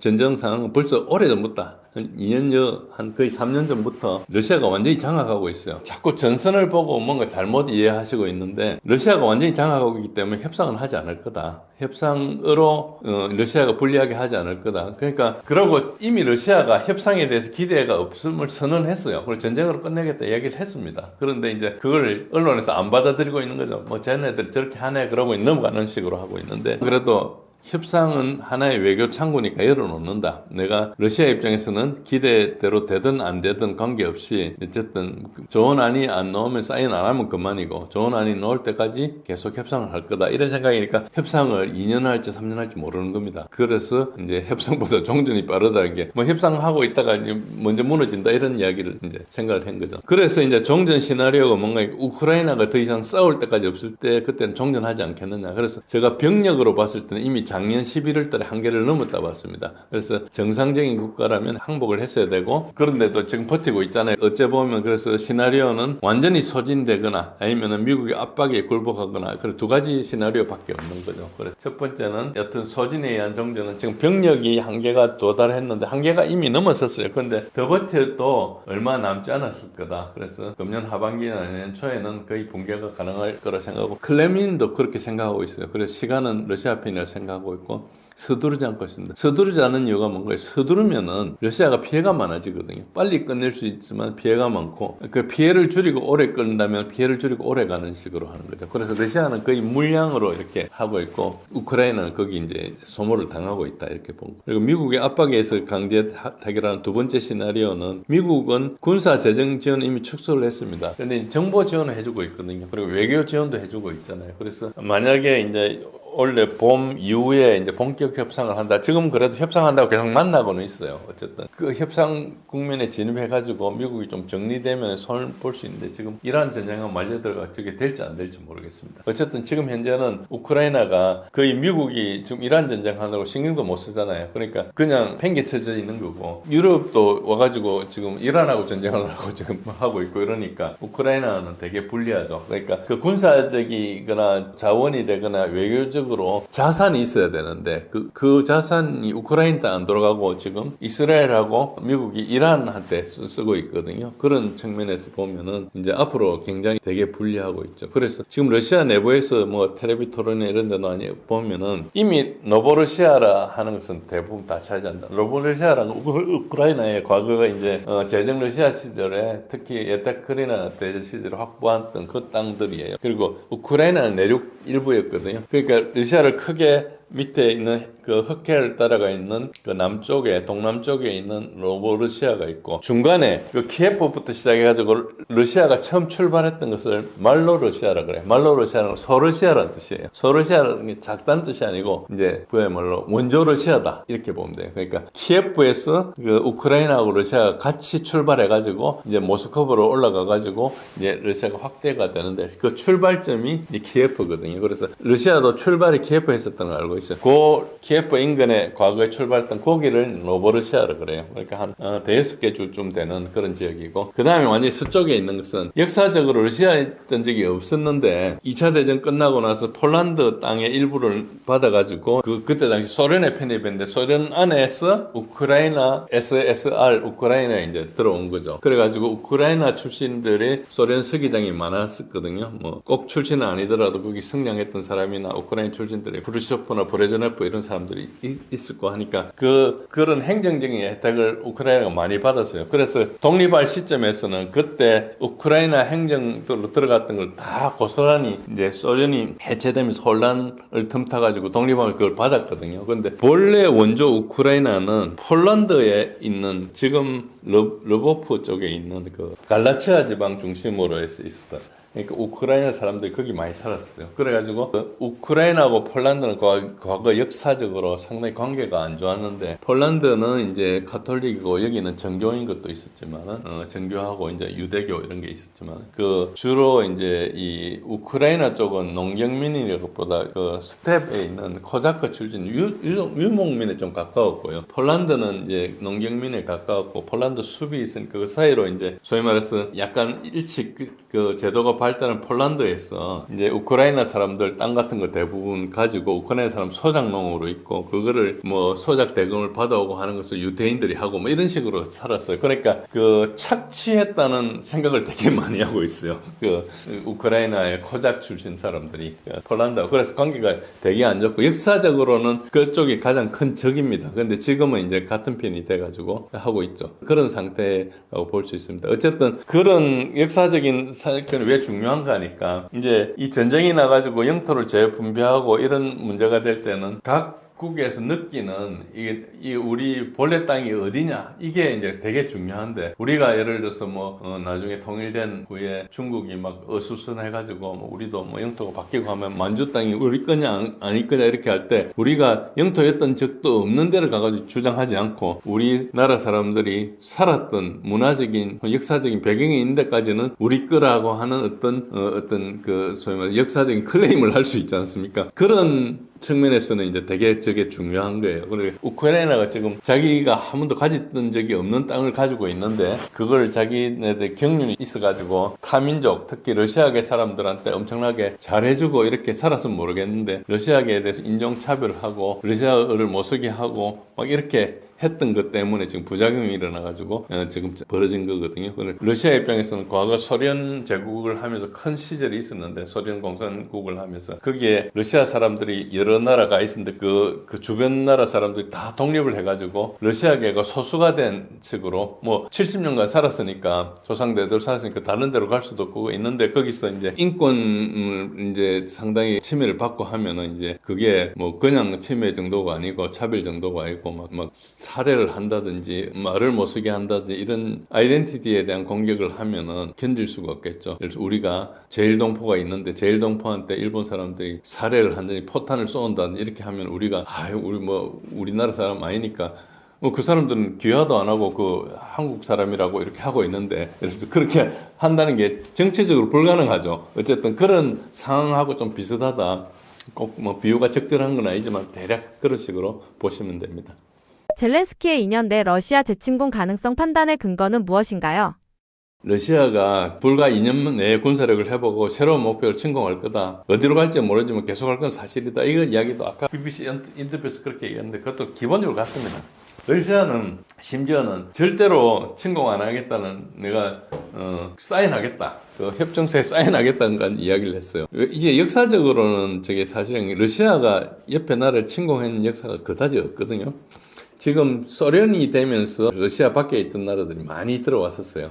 그런데 그게 한 단계 다 들어온 것은 아니고 일단 1차 대전이 있었고 1차 대전 결과로 제정 러시아가 무너지고 볼셰비키가 이제 잡아가지고 그 다음에 적백 내전을 거친 그때 22년도에 소련이 이제 탄생하거든요. 그 복잡한 과정이 있습니다. 그 다음에 이제 2차 대전이 일어나가지고 또 엄청나게 많은 사람이 죽고 했죠. 그런 상황에서 이제 이런 게 일어났기 때문에 뭐 러시아가 절대 다른 나라를 침공 안 했다 이런 주장을 하는 게 아니고 역사적으로 보면은 러시아가 침공했다기보다는 러시아가 침공당한 역사가 훨씬 많아요. 여러 사건이 많은데 특히 이제 나폴레옹이나 히틀러가 이제 와서 전쟁한 거는 거의 우리 뭐 굉장히 유명한 전투잖아요. 그런 정도로 이렇게 많기 때문에 러시아는 자기가 잠깐 정신을 안 차리면 유럽에 와서 침공한다는 이게 어떤 불안감을 항상 가지고 있어요. 그러니까 생존 본능이 있는 거죠. 그런데 이제 사실은 유럽이 러시아를 침공하고 싶어요. 약할 때마다. 왜냐하면 러시아는 자원이 많거든요. 근데 유럽은 자원이 없잖아요. 자원은 굉장히 갈증을 느끼는 나라니까. 그렇게 생각을 하고 있는데 러시아가 이제 그 군사력이 강하고 국력이 있을 때는 이제 만만치 않죠. 근데 90년대처럼 굉장히 약할 시기에는 충분히 공략을 했었거든요. 그러니까 이제 그런 시기가 또 올 거다. 러시아는 계속 정치적으로 흔들리는 속성이 있으니까 그럴 거라는 생각을 하고 하는 거죠. 그것도 완전히 틀린 건 아니에요. 어쨌든 그 과거에 그런 기억이 있으니까 그렇게 하는데 어쨌든 그런 식으로 해서 계속 이야기를 하는데 역사적으로 보면 젤렌스키 발언의 근거가 거의 없습니다. 사실 없는데 그렇게 주장하면 그게 또 먹혀들면 통하는 그런 식으로 볼 수 있죠. 그래가지고 뭐 2년 만에 군사력을 회복한다 이런 것을 뭐 여러 연구소에서 뭐 이야기를 쭉 하고 뭐 이야기를 하고 있는데 그 이야기는 사실 사실 저게 거의 의용 페이퍼 같이 그냥 만드는 거거든요. 저 보시면은 뭐 별 근거도 없어요. 막 억척해가지고 만드는 건데 저런 헤드라인이 없으면 정치적으로 굉장히 어려워지니까 만든다 이렇게 보시면 됩니다. 그래서 저걸 뭐 2년 내 군사력을 해보고 새로운 목표를 침공한다 이런 것들은 거의 소설에 가까운 이야기를 하는데 그걸 안 할 수 없는 정치적인 입장이 있다 이렇게 보셔야 돼요. 그래서 뭐 이제 젤렌스키는 조지아 침공을 이야기해요. 뭐 2008년도 조지아를 했고 그 다음에 6년 뒤에 크림반도를 했고 그 다음에 그 다시 8년 뒤에 정면 침공했으니까 그 패턴을 보면 확장되지 않느냐. 그리고 그거를 또 이제 카네기 인다우먼트 이런 데서 카네기 재단 이런 데서 그걸 인정해가지고 이건 역사적으로도 그렇고 푸틴은 앞으로 계속 그럴 거다. 그래서 러시아 지도부가 사고방식이 근본적인 변한다 신호가 없다. 저를 주장을 하면 저 주장이 먹혀요 또. 그러니까 그렇지 않다고 입증할 수가 없는 거잖아요. 저런 부분은. 그래서 이제 그렇게 막 이야기하고 뭐 또 제재를 가지고 미국하고 러시아가 이야기를 하니까 해제하면 안 된다고 막 CSIS가 막 이야기를 하고 굉장히 그런 이야기를 하고 제재를 완화하면 군사력이 러시아가 늘 거다 이런 이야기를 하니까 이제 트럼프 같은 사람들은 저런 이야기 들으면 협상이 쉽지 않겠죠. 어쨌든 그런 식으로 가고 있다. 그래서 입증을 할 수 없는 주장을 가지고 계속 이야기를 하니까 이제 하는 거죠. 그러니까 저런 것들이 협상을 방해하는 요인이에요. 협상이란 것은 어쨌든 딱 각자가 지금식으로 가다가는 내가 굉장히 위험해지니까 지금 양보하는 게 낫겠다는 어떤 그런 트레이드업을 협상 가능한 공간이 형성돼야 되는데 아직까지 멀리 떨어져 있거든요. 상당히 상황이 나쁘지만은 그렇게 돼 있다. 그런 측면으로 볼 수 있습니다. 예, 오늘 와서 시청자 여러분들께 러우전, 이란 등에 대해서 다양한 주제에 대해 말씀드렸습니다. 최근에 이란에서 전쟁이 일어나고 있기 때문에 이란에 대해서 제가 이제 블로그에 많은 글을 썼습니다. 상당히 이제 전쟁에 맞춰서 많이 분석해 놓은 게 있으니까 물론 분석이 다 뭐 100% 엄청 완전하다 이런 뜻은 아니고요. 뭐 제가 가지고 있는 걸 가지고 뭐 분석해 가지고 뭐 틀린 것도 있을 수 있겠죠. 어쨌든 거기에 있기 때문에 제가 운영하는 블로그가 진제일의 군사력 이해하기라는 블로그가 있습니다. 거기에 더 추가적으로 논의했으면 좋겠습니다. 최근에 많은 분들이 오셔서 여러 가지 좋은 의견을 주고 해서 상당히 많이 발전하고 있어서 이번에 꼭 한번 블로그에 방문해 주시기 바랍니다. 감사합니다.